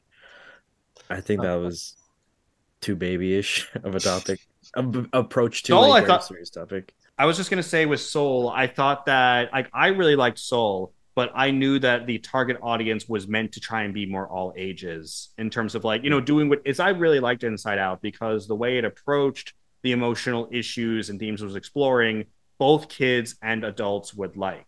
And both kids and adults will get it. With Soul, I really only can imagine adults relating to the characters and the issues being explored. I don't think a kid would hate it. I just don't think they would either get it or they wouldn't understand it. I could be wrong. I could be No, wrong. because that was my initial take too. Like that's exactly what I meant. Like the concept is too complicated for a child, and by taking such a childish approach to it, it doesn't work for adults either. Exactly. It's caught in a very weird in between. Yeah, I still really liked it. Uncanny Valley. I haven't exactly talked to kids about Soul, and I definitely remember being a kid and liking Miyazaki films and some of those like French and Japanese animated films that were probably a bit more adult but kids would enjoy. And I remember when I was a teenager and working as a camp counselor, and there were kids that also liked like some of those same Miyazaki films that I would have thought would maybe a bit too adult, but they liked it. Like I remember when that one Miyazaki movie, The Wind Rises, the one about Yeah, yeah. yeah, Great that movie. one I was initially thinking maybe a bit too adult for kids, but there were kids in my screening when I saw it, and they liked it for they probably didn't know Really? the history, but they Yeah. still liked it for about a guy being passionate and having something precious taken away from him. Oh, interesting. Like they Exactly. so With The Wind Rises, it felt like it had a simple approach to its story, mhm. Yeah. whereas Soul is trying to be complicated. Yeah, and but I don't want to underestimate what a kid can enjoy or what a kid can relate to, but Yeah. at least I, from I do the have to way I say, by saw the it. way, your kids had some good taste. I used to work as a camp counselor as well. My kids had decent taste too, but it was a completely different league. Instead of Miyazaki movies, they were talking about Madagascar and Adventure And Time. my the kids in my great my Gao Manch, they liked Madagascar, they liked Disney movies, they liked. I Uh, mean, at one point, I vividly remember me and some of the kids in like the camp I was wearing counsel for laughing about Jackass. I will say though, Madagascar is good, but Adventure Time is a really good show. Give that I show a still chance. I oh still no, watch So Adventure fire. Time. I I know. also think Madagascar is really good too, but it's just interesting how It's some kids will really talk good. about Miyazaki and others will go for more mainstream stuff. If you want to hear about bad kids, I was a Sunday school teacher for a while, and those kids didn't even like movies. They like Jake Paul. That's the bottom of the barrel. That's Really? bottom of the barrel. That Yeah. is, you have failed as a parent. Yeah. Like turn in your parental license. You have failed. That is, I can't disagree too much with that, can I? Um, so going back to the Oscars for a Oh, moment. right. That's what we're talking about. Oh shit! So, It just started thundering before outside. we move to the next category, I do want to mention. So we like know initially what could get a nomination, but are there any obscure animated films that you think have gotten enough press where they could secure a nomination for this year? The only one I could think of is Inu O, which is a Japanese, like it was kind of a Japanese animated film that was put out by G Kids. That one I saw getting a lot of press. It was Maybe, nominated at the Golden Globes. yeah, that's right. And also Belle. Bell, not heard of that. It's sort of a virtual Beauty and the Beast story about this. It's a Japanese film about this woman who, she's very insular and isolated. I think she's a teenager, and she ends up being part of this online community. And her avatar is as a singer, and she becomes a famous singer, and she ends up falling in love with this supposed evil avatar. It's basically the Matrix meets Beauty and the Beast, and it was a solid animated film, and I think it's from the same people that made Summer Wars, Okay. and that one got a lot of press when it came out, and I don't know how many people talked about it since, but it's like if there was a movie that has been getting a ton of press that I can't picture being nominated, it would probably be Inuo or Bell. Okay. It is really thundering right now. Yeah, I heard that. I know Yeah, it's I heard. raining out here too. Yeah. It's it is starting to rain a little harder now. I got a window right over here. I'm definitely Yeah. gonna watch some horror movies tonight. Hell yeah, dude. I gotta figure out what to watch tonight. But anyway, so we did all the technical stuff. We did supporting actress, supporting actor, best actress, Probably and best animated screenplay. film. Best Oh, screenplay. we didn't do best actor yet, right? No. Oh, you're right. We did not. For We me, did I not. say nominate and give it to Brendan Fraser. Yeah, Brendan Fraser's gonna get it. That's Yeah, my yeah. I can list my nominations, but we all Brendan Fraser. Well, I think we all agree on that one for sure. Yeah. But how about with nominations? Who else would you say for that? I have Bill Nighy for Living. Okay. Austin Butler for Elvis. Yeah, I think he would be my second choice next to Brendan Fraser. Colin Farrell for Banshees of Inisherin, and Daniel Craig for Glass Onion. Okay. But How Brendan about Fraser Tom Cruise should be for on Top Gun? I'm just kidding. Nah, I love Tom Cruise, but he's not one of those. He did give honestly, this was probably the best performance he's done in a really long time. It almost makes you forget that The Mummy was just a couple of years ago. And also remind you that he did Magnolia. Mm. And Tom he was Cruise one is of the a best great parts actor. of it. He's a great actor. He just needs to pick more. He needs to pick more roles where he gets to exercise his acting.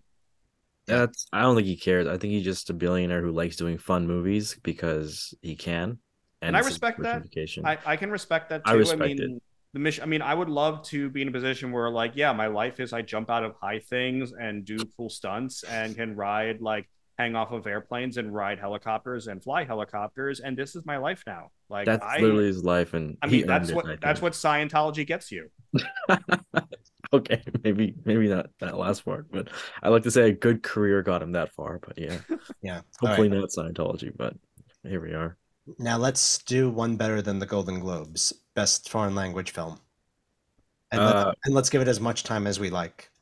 Okay. I really liked All Quiet on the Western Front. I thought that's a really tough book to adapt because I was a big fan of the book, and the film did that as probably as best as you possibly could Mm-hmm. without being 20 hours long. But yeah, I would put EO, the Polish film about the donkey, from the donkey's point of view. That film was absolutely heartbreaking and beautifully made. Like that, just seeing that donkey's journey, like the director was able to get so much personality out of him. It was just incredible. I really loved him. that is really interesting. It was a beautiful Yeah. film. I Honestly, I would go with All Quiet on the Western Front. You too? Yeah, I really like that movie. I have All Quiet on Western Front in a different category. Oh, really? Um, What category do you have that in? best adapted screenplay. Oh, well, I guess it counts as both, wouldn't it? It could, and they might do both. They All right. might do both. I'm trying to think of other things like nominees. I would put The Playground. That was one of my favorite films that came out last year, and it was just heartbreakingly real. Like for stars, these were the best child actors I have seen in such a long time, and these were like really little kids, like I think 6 and 4, but I could be wrong. And the way they presented a child's point of view of bullying, not just of being bullied, but of witnessing it and not knowing what to do because things like telling your parents or telling a teacher are just not working. And the way that even the boy who's being bullied, he feels like his masculinity is threatened. It is like that kind of child logic where it's like, it's so dumb, but I get it. Like this is exactly what a 6-year-old would think, and it just captures it so well. I loved it, and it did get quite a bit of press when it came out. I'd also put Holy Spider, one of the best serial killer procedural films that I think have came out last year. It's about a serial killer in I'm trying to remember what the specific city. It's where it's in Iran, but it's where like people make their journey. I'm blanking on the city. It's like considered a very holy and sacred site. But the way they show the seedy underbelly of prostitution and how the religious fanaticism of the area prevents proper exploration into how prostitutes get murdered. And it mirrors stuff that was explored in Dahmer, where the reason these serial killers become so prolific is because of police negligence and the culture of the society that doesn't care about the victims. In Dahmer's case, it was gay people, and in Holy Spider's case, it's women and prostitutes. And it was honestly terrifying from I guess from not just from the way the serial killer acted, but the gradual acceptance of what the serial killer was doing. It was a chilling sit, and I highly recommend checking it out. Also, A Quiet Girl.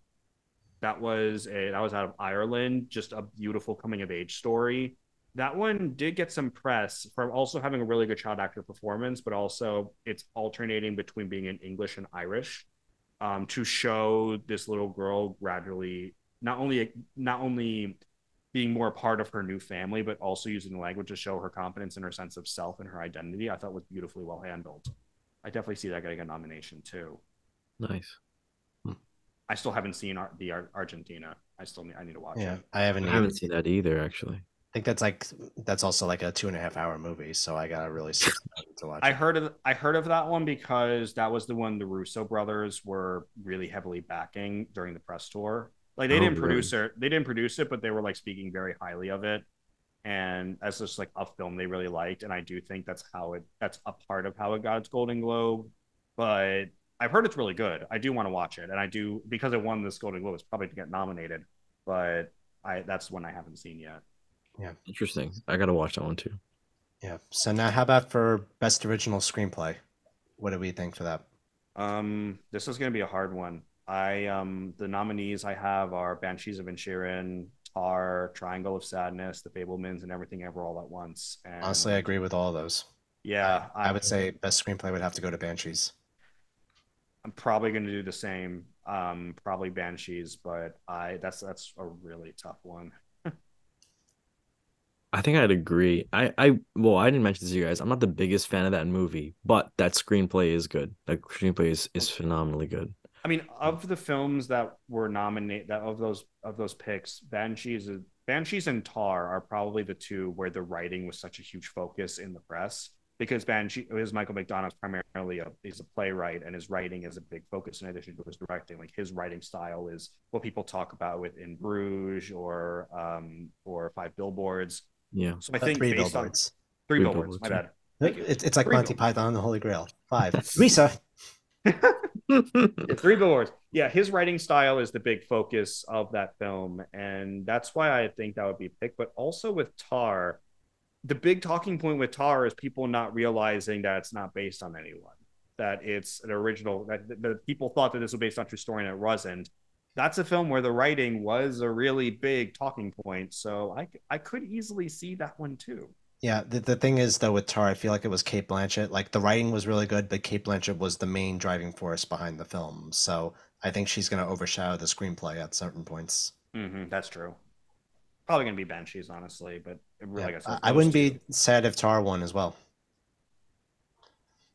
But anyway, uh, so that we do best adapted screenplay? Not yet, and that was the hardest one for me to pick nominees for Yeah, because Interesting. usually when it comes to best adapted screenplay, like the thing it's an adaptation, the fact that it's an adaptation from something is usually a big talking point, and the only film where that was a big talking point was White Noise, mm, well, Mm, and that's probably it might get nominated based on that, but dear God, it was not something I liked. So, yeah, right. but yeah. it I have might to see that. So I'm bringing up the short list just to see if there was my any that we. picks my picks personally are All Quiet on the Western Front, like I said before. She said, see that one. Top Gun Maverick, because that is adapted from an article. That's true. Mm, Living, because interesting. it was a remake of Ikiryu from Akira yeah, Kurosawa, the and Whale because it was based on a play. Whale, that's true, Interesting. and Okay. Bones and All. Mm, My personal pick honestly is Bones and All. That's kind of the one, just because that's one that like the fact its adaptation is a big talking point in the marketing, and it's also the one that had was the most unique in terms of what it pulled from the book and also what it steered away from. So that's kind of my pick, but I I'm really worried that White Noise would win it because that one is the big talking point in terms of adaptations. yeah, well, we'll see once the nominations come out if it even gets it. Is there anything you think I missed? Because I did kind of Did we struggle. mention Pinocchio? Oh yeah, I didn't bring up Oh, that Pinocchio. is adapted, isn't it? That is adapted from a book. That's true. A very twisted book. I loved that book as a kid. I read that when I was 7, and I loved it. Hmm. She said was also I don't know if Yeah, you mentioned it, but she said it's I also an adaptation. yeah that one. That's one of the ones I picked, and I do see it getting a nomination, given not just like the high praise for the film, but also the subject matter too. Yeah, it going back to what I was saying, how it's in a very weird position where like it's acclaimed, it'll get nominations, but it probably won't get Yeah. anything in particular. It's almost like Hollywood saying, "Okay, we'll give you a little bit, but we're still reigning supreme." I That's the just kind of hope vibe that I feel like I'm I getting. just hope that it gives it more attention because one of the big things is how that one like a lot of these Oscar movies bombs in the box office like crazy. I mean now it's on Peacock, so hopefully like this nomination gets some more attention. Yeah, I'm actually glad you brought that up because that actually struck my curiosity a while ago. If streaming is affecting how we view the nominations. Not really, because at least most of the big films, when we get to Best Picture, whether it's Everything Ever All at Once or Tar or Banshees, like they're not really advertising their streaming as much. Like whenever Everything Ever All at Once came out, no one really talked like, "Oh my God, it's now streaming for free on this platform." And same for Tar, where people are taught where like the big talking point for Tar was go see it in the theater. It's not even a big spectacle film, but go see it in the theater. I don't think streaming is really affecting my nominations that much, or even when picking, or even like what's being picked. Or Same. yeah, but I mean, I'm just talking outside of us. Like, let's say our influence, the movies that we talk about, the movies we promote, if they influence the campaigns at all, Um, like depending on what we are able to see first. I think it does impact it to some degree because when you just from the business perspective, when you release a movie for streaming, you don't really have to market the hell out of it. But if you have to release a movie in theaters, you do, so people know it exists.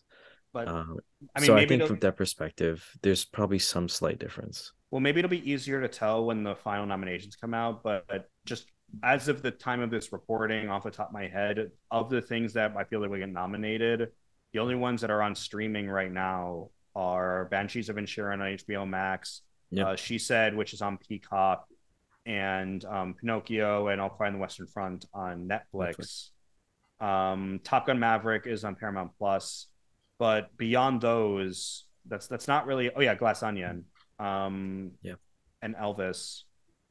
But that's not. But out of everything we've said, that's still not that as many. And even Mm. then, like Elvis was put on HBO Max a long while ago, and trying to think of what else. And Glass, but yeah, outside of that, most of these films haven't been advertising their streaming. There's one other I'm going to mention when we get to Best Picture, and that was a Netflix one. But stuff like like The Fablemans or Everything Ever All at Once or Avatar or Triangle of Sadness or those aren't or even The Whale, those weren't really advertising their streaming as much, or they're not even on streaming. Till, like you even asked me, that one's not on the streaming yet. Hmm. Hmm. And I mean, is Black Panther: Wakanda Forever, is that one even on Disney Plus yet? Oh, No, I think that's supposed to no. be next month. Yeah, so maybe when we get closer to the Oscars in March, they might gradually start putting them on streaming platforms. But before the nomination, like just recording this a few days before the nominations, it doesn't seem like streaming is playing as big a factor as we think. No, but I guess we'll see.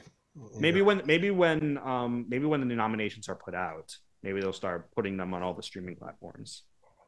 Yeah, or at least charging us like $20 a screening. That's what they're doing. Yeah, that's what they're doing for Yeah. Till right now. So now we know what will technically be nominated and win for best sound, but how about for best music? Like original score. I think Um, Babylon. Yeah, that would be my pick. Score. Let me think. Babylon, Banshees, I would say, should Elvis, get a nomination for that. Elvis, Oh, Banshee, true. Yeah. Elvis, yes. probably. I don't know. Those are like the ones that really came into my head. Yeah, I mean, John Williams is definitely going to get a nomination for the Oh, for Fablemans. Fablemans, you're right. Yeah, he's gonna get it there. I was just thinking, is there anyone famous we missed? He just gets one for the name. He also does a good job. But That is a good question though. Like, who else could potentially get a nomination for music? I mean, Tar, Avatar has a good shot, even though the score wasn't as good as the first one. Tar. Rest in peace, James Horner. yeah, Tar Wait, maybe. well, wait. Is Tar? How much Tar. of it is original? How much of it is actual classical music? Just like how we determined whether or not Lydia Tarr was a real person, is the music actually original or is that someone else's? Yeah. The movie leaves you in limbo. That's what I loved Mhm. about it. Indeed. In terms of best music though, that's a good question. Oh, well, I think we should clarify by best music, we mean best original score, not like yes, Yeah, yeah. songs. Because if we were going to best song, I'm just going to be saying RRR over and over and over again. yeah. I mean, chances are it's the Jai Ho of the year. Except it's an actual, well, it's not even an actual Bollywood film, but it's in the style.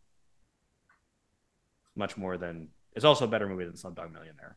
Yeah. It's made by actual Indian people. I mean, I did like Slumdog Millionaire, but I don't revisit that movie that often. Yeah, same. I saw it once in the theater. I never felt compelled to see it again. Yeah. But meanwhile, I've rewatched RRR a number of times, and I'm probably gonna go see it in the theater because it's playing at the Nighthawk in Prospect Park next week. So I'm probably gonna go and see that. Nice. I have to say I saw Slumdog Millionaire twice. Once on my own because I wanted to see every Oscar film, and the other Yeah. was as a date. Okay, that's not bad. The things I'll do for people, I'll watch a movie twice. Dude, I feel that. That's a depressing date movie. Yeah, kind of was. But you know what? I saw it one time before, so I knew what to expect going in, so I could just relax in there. I didn't have to like get invested or think like, oh, what's gonna happen here? I'm like, I could just chill Dude, out for two facts. hours. Mhm. Chill experience is how you want it to go. But yeah, I think that's it for that category, right? I think so. I mean, like, probably Top Gun Maverick's gonna get the nomination for Best Original Song. I'm gonna go with RRR, honestly, for Oh, best original song. that's gonna go for me as well. But I'm in just in regards to nominations. Oh, and nerds and nominations. I I could see that. Yeah. I really don't Oh, know. Ciao I haven't Papa even. from Pinocchio. Mhm. Okay. Yeah. Any others? I haven't really been paying attention as many original songs from movies this year. Yeah, there weren't really that many that like stood out. Because Let I me remember when see. Rocket Man came out, that song that played during the ending credits, "I'm Gonna Love Me Again." I knew that would have been my pick, Yeah. so I Maybe, couldn't I get that tune out mean, of my head. would I mean, I don't know if this counts as original song or not because it's not an original song, but it's used in the film. When Elvis in the movie Elvis, like any of those songs, like the one I always go back to is the one with Doja Cat, I think it's Hound Dog, maybe. I I mean I don't know, but what's the Um, regulations when it comes to songs? Like, can they technically Oh, be it's called remixes? Vegas. It's called Vegas. My bad. Yeah, Vegas by Doja Cat because that's an original song. It uses elements from Hound Dog, Yeah, I mean, and wasn't Deliverance wasn't the Dueling Banjos already an existing song that just happened to get a nomination that year? I think you're right. So I don't know how the regulations have changed over the year, but I guess anything's possible.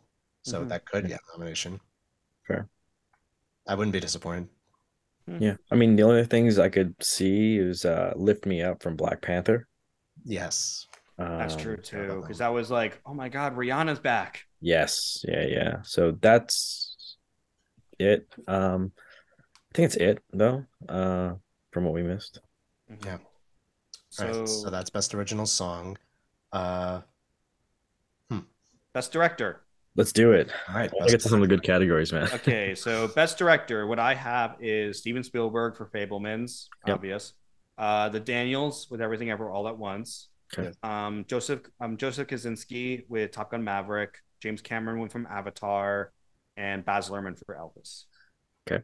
I I don't know so much about James Cameron. Just he did a phenomenal job directing, but I wouldn't put him on the nominations for this one. I mean, I think that considering his involvement with the technology itself, like it still counts as him being a director. Like he's still directing on how all these tools are supposed to work. I think he's gonna get. I think it's possible he's gonna get a nomination I think the win. because I don't think he's going to win. I think it's the no, he's win. not gonna win. I No, think the I win's going to. Can you imagine a world Spielberg. where he won for Avatar: The Way of Water, where they That's bring the. back Stephen Lang? I think that'll set the world in the right place of we should be making better movies, guys. What's going on? I But mean, I don't my, see you on that one. my There's my I quote of mean, the day. my pick for the winner, I think, is going to be the Daniels with Everything Ever All at Once. oh really? It's a very slim chance they could, but I have a feeling it's going to go to Steven Spielberg for Fablemans. I was gonna say Spielberg as well because he hasn't won anything in like 30 years, and And he's been this, making good movies for 30 years. He yeah, also doesn't need the win.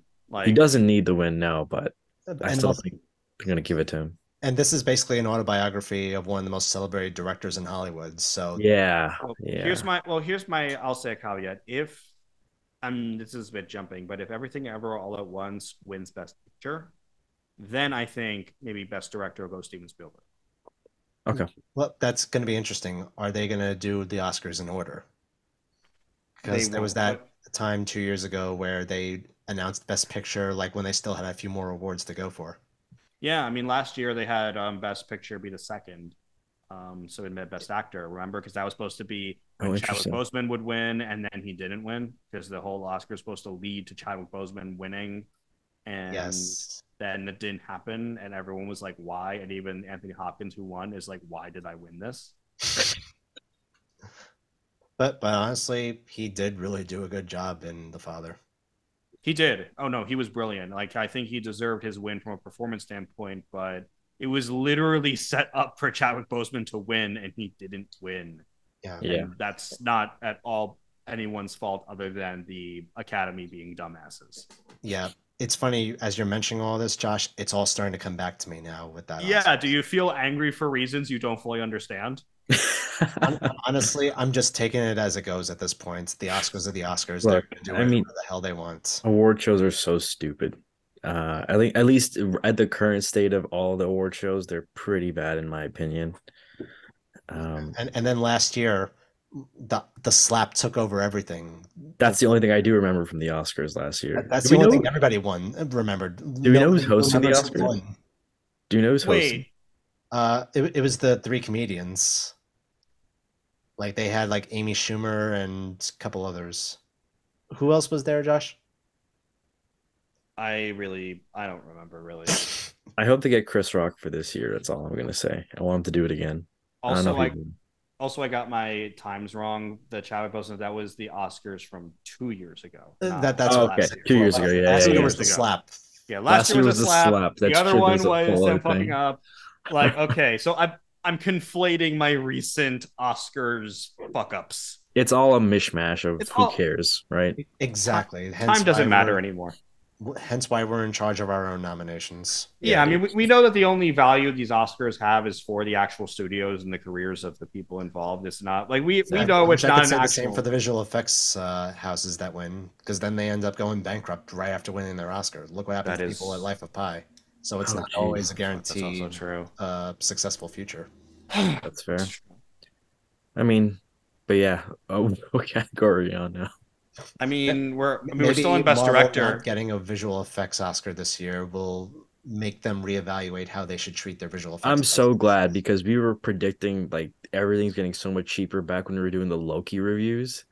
And we were like, why does it look so bad? This is what they deserve. That was like what, 2 years ago? Gosh. Yeah, what was it that you said about the writing, Ethan? You famously said like the writing was like at a fourth or first grade level. Oh, he was like a fifth grade level or something. Oh man, the shows that Gosh. followed, they went like down They to got worse, kindergarten right? and preschool. Dude, because I stopped following after Loki. It was so bad. I was like, I don't really care about Marvel anymore. I'll follow catch up at some point. Never did. Never did. Honestly, aside from Spider-Man, I don't know I what, did see Spider-Man. I did. I like that movie. That was a good movie. but aside from that, like I don't know what there would be at this point Yeah. to look forward to. I mean, If we're just talking shows, I mean, I have my issues with Moon Knight. I have my issues with Miss Marvel, but Yep. still enjoyed them both for their own reasons. And Loki, I didn't really get to me either, but I'm not going to say that the shows are all terrible. But That's fair. my issues with Marvel at this point, it's mostly their filmmaking. Yeah. Yeah. Yeah. And who knows, maybe like I still remember when, I mean, this is Star Wars, but it's all under the Disney umbrella. The big thing they were bragging about with Andor is, which I still haven't seen yet, but everyone's told me I like it. They said they're using actual sets, and I'm like, good for you for figuring that out. Congratulations, you use sets and not a green screen. And I know the big thing for Ant-Man and Wasp, Quantumania, is they're using that same green screen eggshell thingy that Yeah. Yeah. they The use for four walls. Mandalorian. I'm like, oh, so it's gonna look like a giant screensaver? Yeah. Great. yeah, but not only that, but with Quantumania, the latest trailer, like a lot of people are praising, I feel like they're spoiling the movie at this point. They all trailers always spoil. That's why I don't watch trailers. They always just ruin the movie to me. Yeah, I but hate it. knowing what's going to be coming later on from Marvel, it just feels like why are we even watching it now if we have the cliff notes of what it's going to lead to? Exactly right.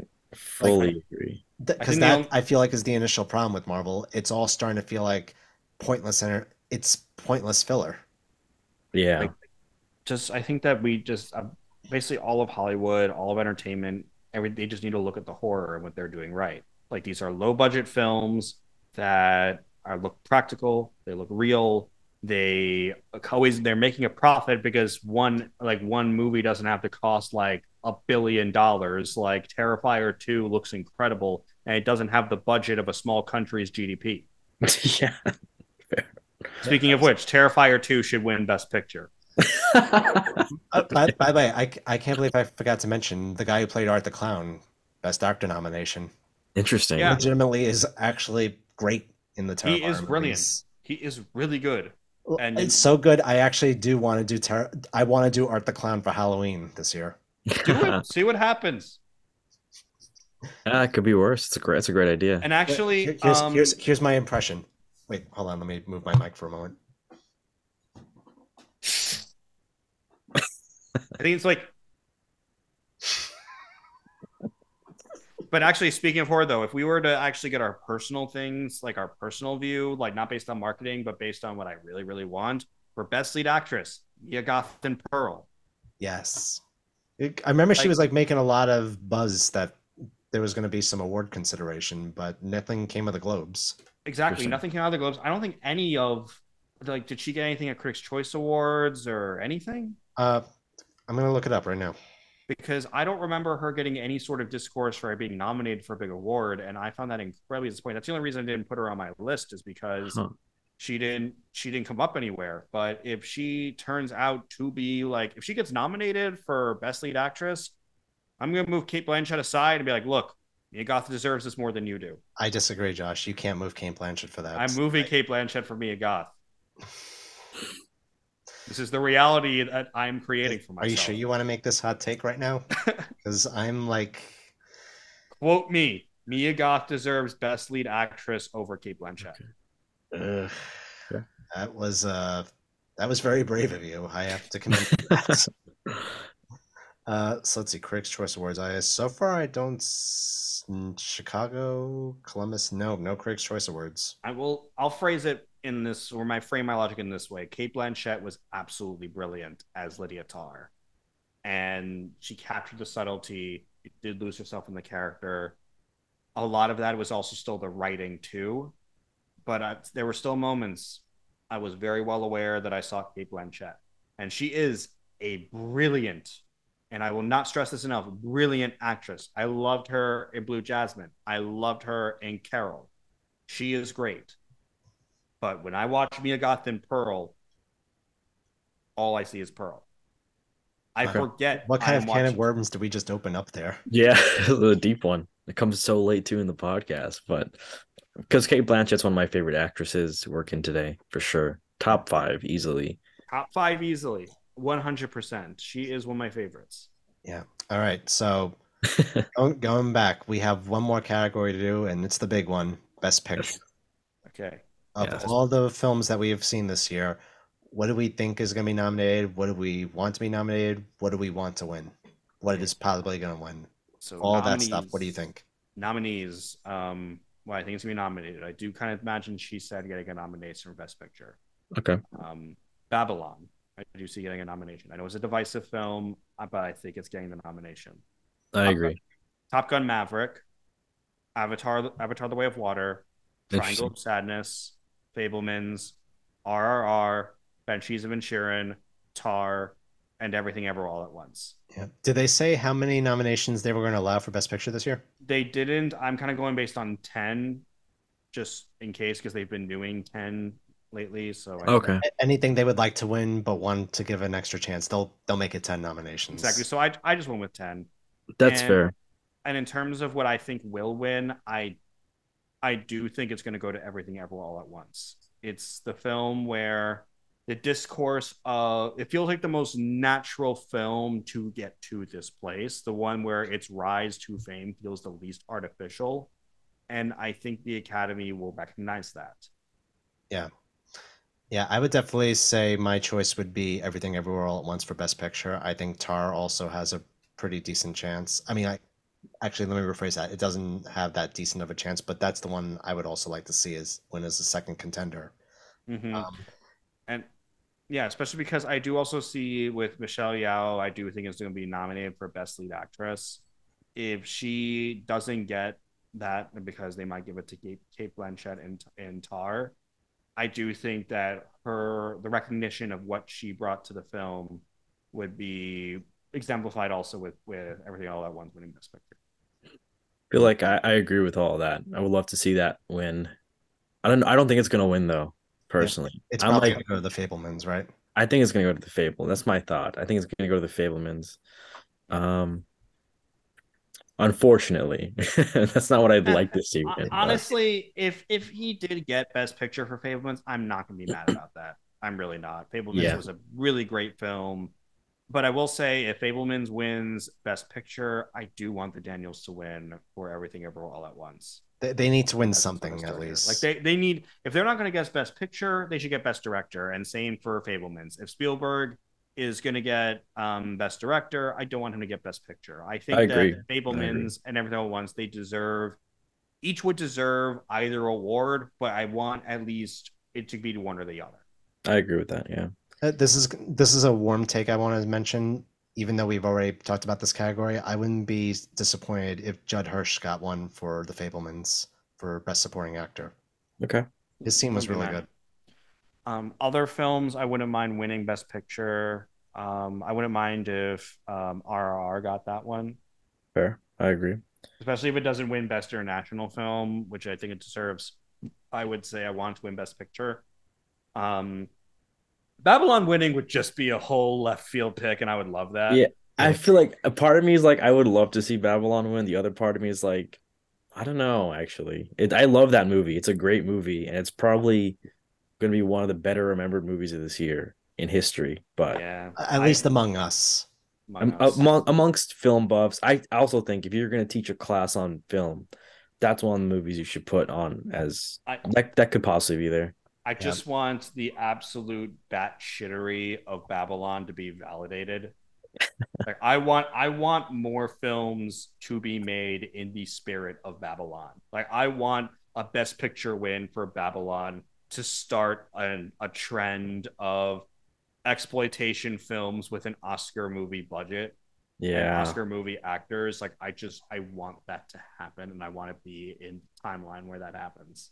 Yeah. Well, I can agree here's the with that. thing, Babylon's not really doing well at the box office. So do you think It's doing horrendous. It is doing yeah. horribly. Horrendous. So would you say this movie's gonna walk so that other exploitation movies with big actors can run?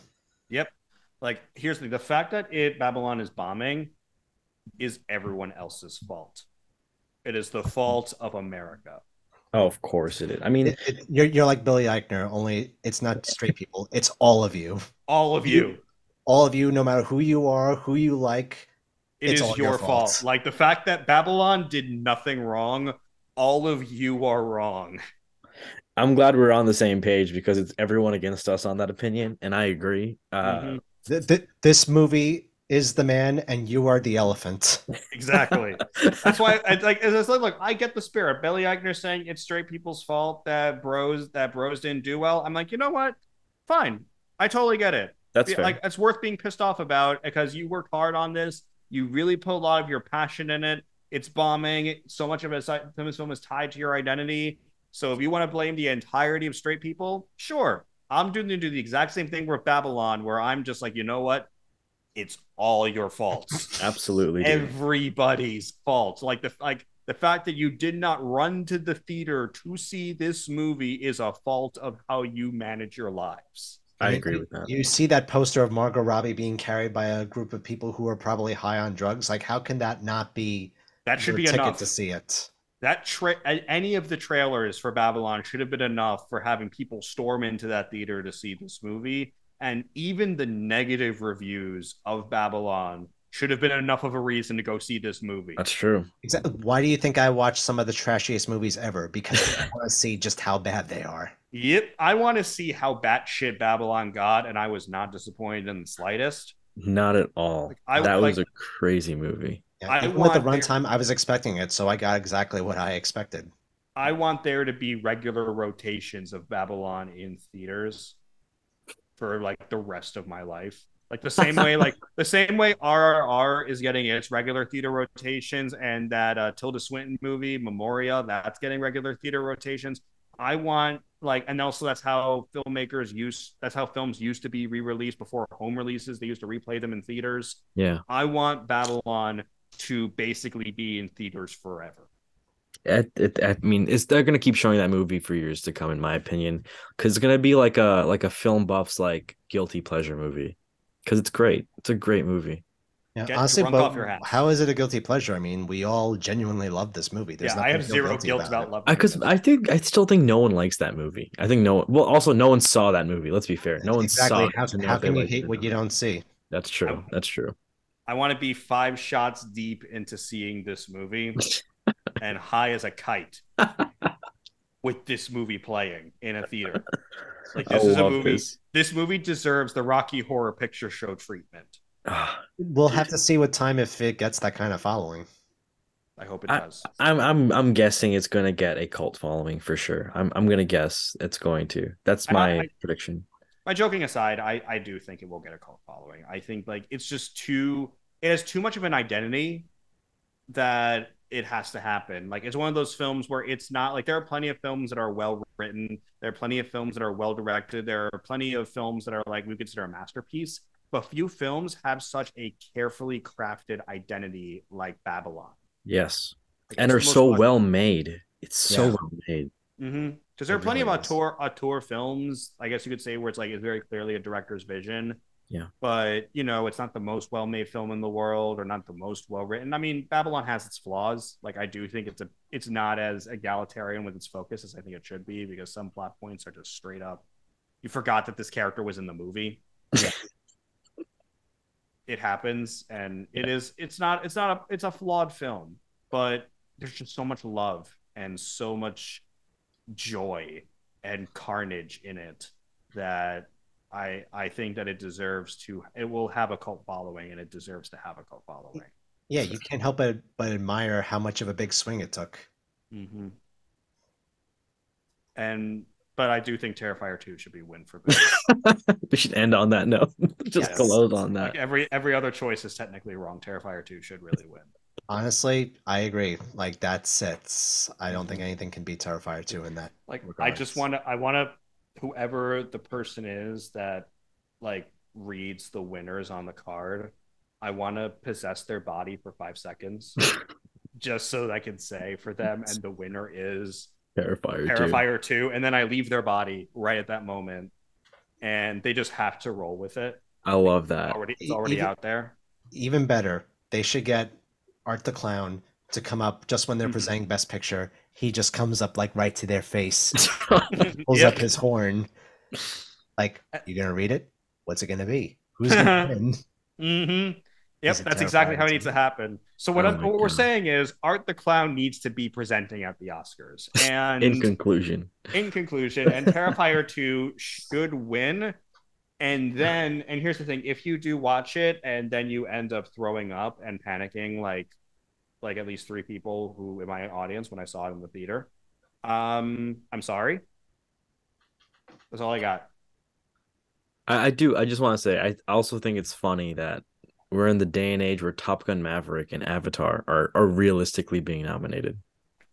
I'm On a different note, Terrifier 2 could win because we're in this frame of reference where these movies are nominated for Best Picture. They're good movies, but they're blockbusters. Yeah, but they got really popular, and just their popularity speaks for themselves as well. and also, I mean, the first Avatar didn't get nominated for. It did. Oh, did? Yeah, so there was that's why it's not so surprising to me that It's surprising to me. I forgot that completely. Let me tell Yeah, you. I remember like with because the Globes. I was like, yeah, he got nominations. I think he did win one of the Globes back in 2010 when it was nominated. Avatar. Interesting. well, I mostly remember that Avatar was nominated because it was a whole discourse between Avatar and Hurt Locker, because it was Yeah, ex-husband well, and Hurt Locker ex-wife. Yeah, him and his wife. Yeah, Yeah, his ex-wife, and then Hurt Locker ended up winning, which honestly was deserved because Hurt Locker was for brilliant. sure. It was. But I mean, Avatar and Top Gun, they're blockbusters, but they're not just popular. They're really, really They are damn good good. blockbusters. They're Like, good it's- movies. We're kind of Top getting Gun past more so. Top Gun more so, definitely. Like between the two, I prefer Top Gun, but we're kind of getting past the point where a successful blockbuster necessarily has to be a mindless one. Like that was That's fair. that was a narrative for a long time, and the success of the Transformers movies definitely facilitated that. Yes. But nowadays, Marvel movies are definitely flawed. I would not call them brainless. Like They're there not. They're was not there, brainless. yeah, Well, and I see, agree. here's the thing with the Marvel movies. I agree. They're not brainless, but they're not great either. They're in between. They're meh. Yeah, yeah, they're that's mixed. I'm where Jake's at because if you read my reviews for any of those things, I wrote great They're great reviews. reviews, by the way. I loved Yeah. I love those movies. Those are all great.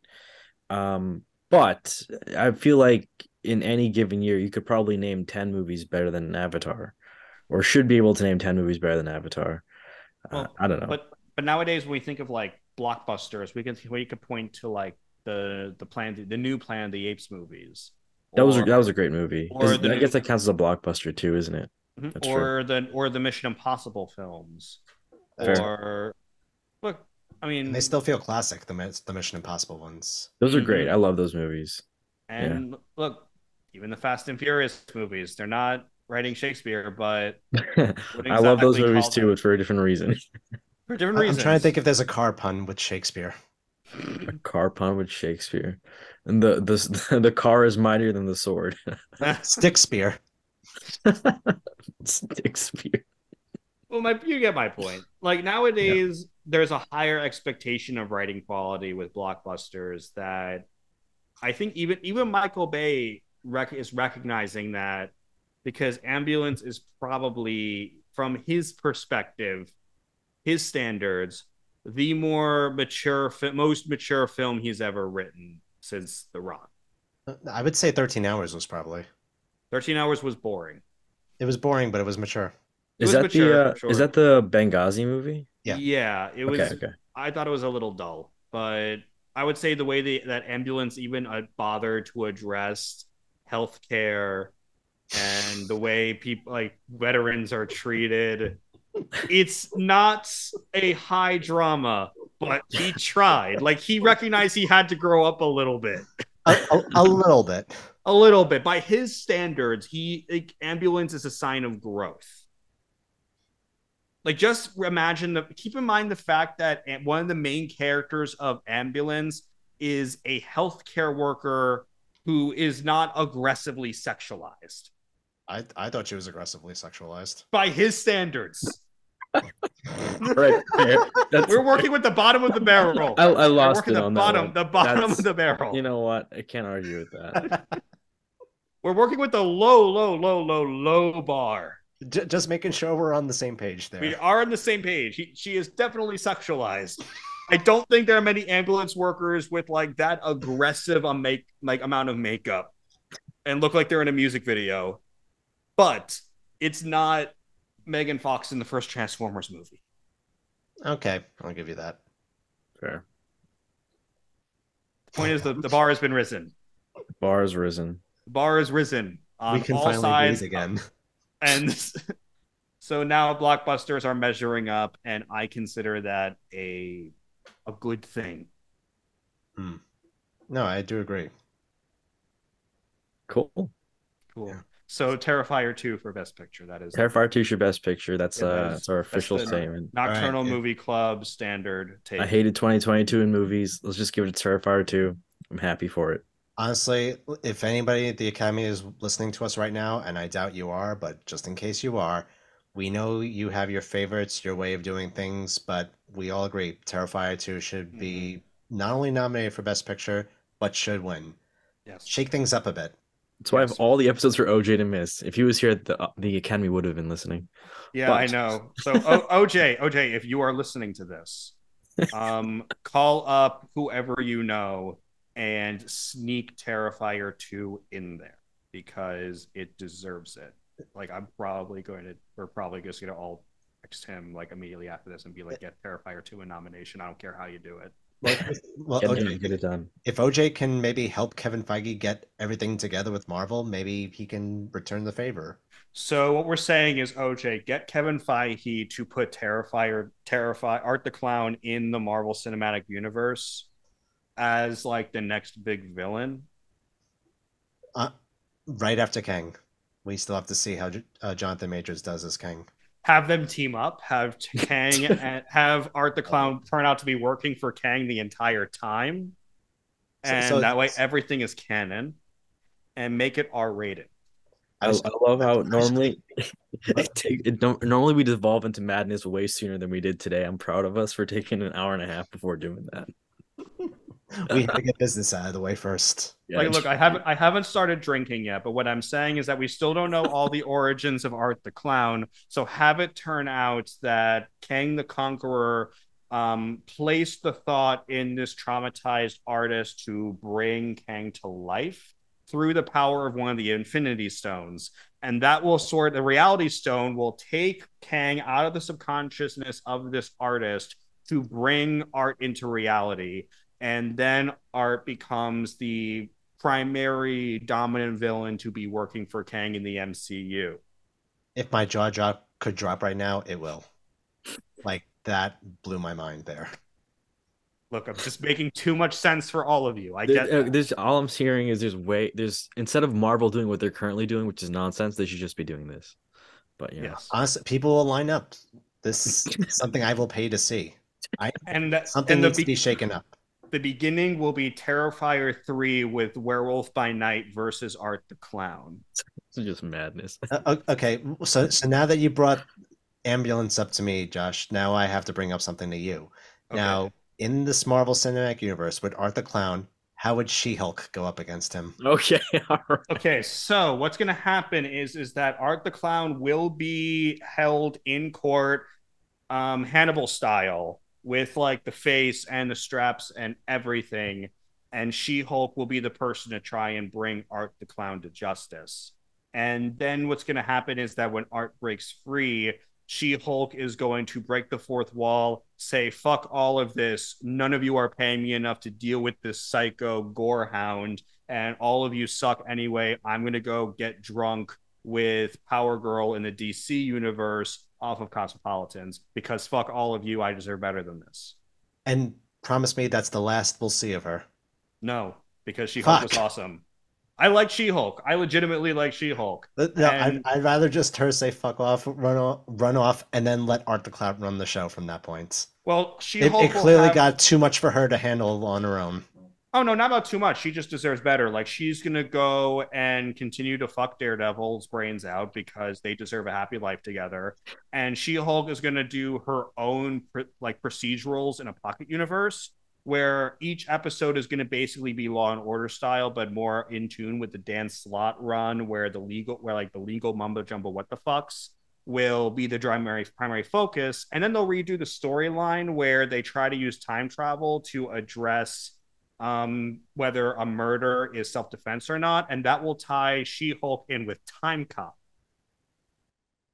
You had me with the first story, Josh. Now I've tuned out.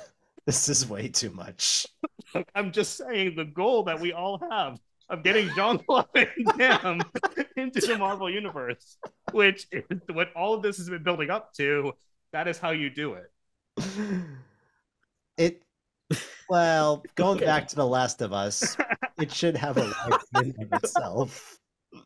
Going back to the last. Oh my gosh. We gave our viewers and our listeners so much food for thought tonight, but I think we should hold off until next episode where we can come up with some even crazier ideas. I think so, yeah. Sounds good. Well, thank you everybody for joining us on this latest episode of the Nocturnal Movie Club. We have gone through Babylon, The Last of Us, our Oscar nominations, and our very wonderful and intricate fan fiction. Oh man, these were a lot of great ideas, guys. And as much as I want to continue with them, unfortunately we're going to have to stop for now, but save those ideas for next time. As for all of our viewers and listeners, thank you very much for tuning in to this episode of the Nocturnal Movie Club. We'll see you next time. Have a wonderful night. Have a good night. Thanks.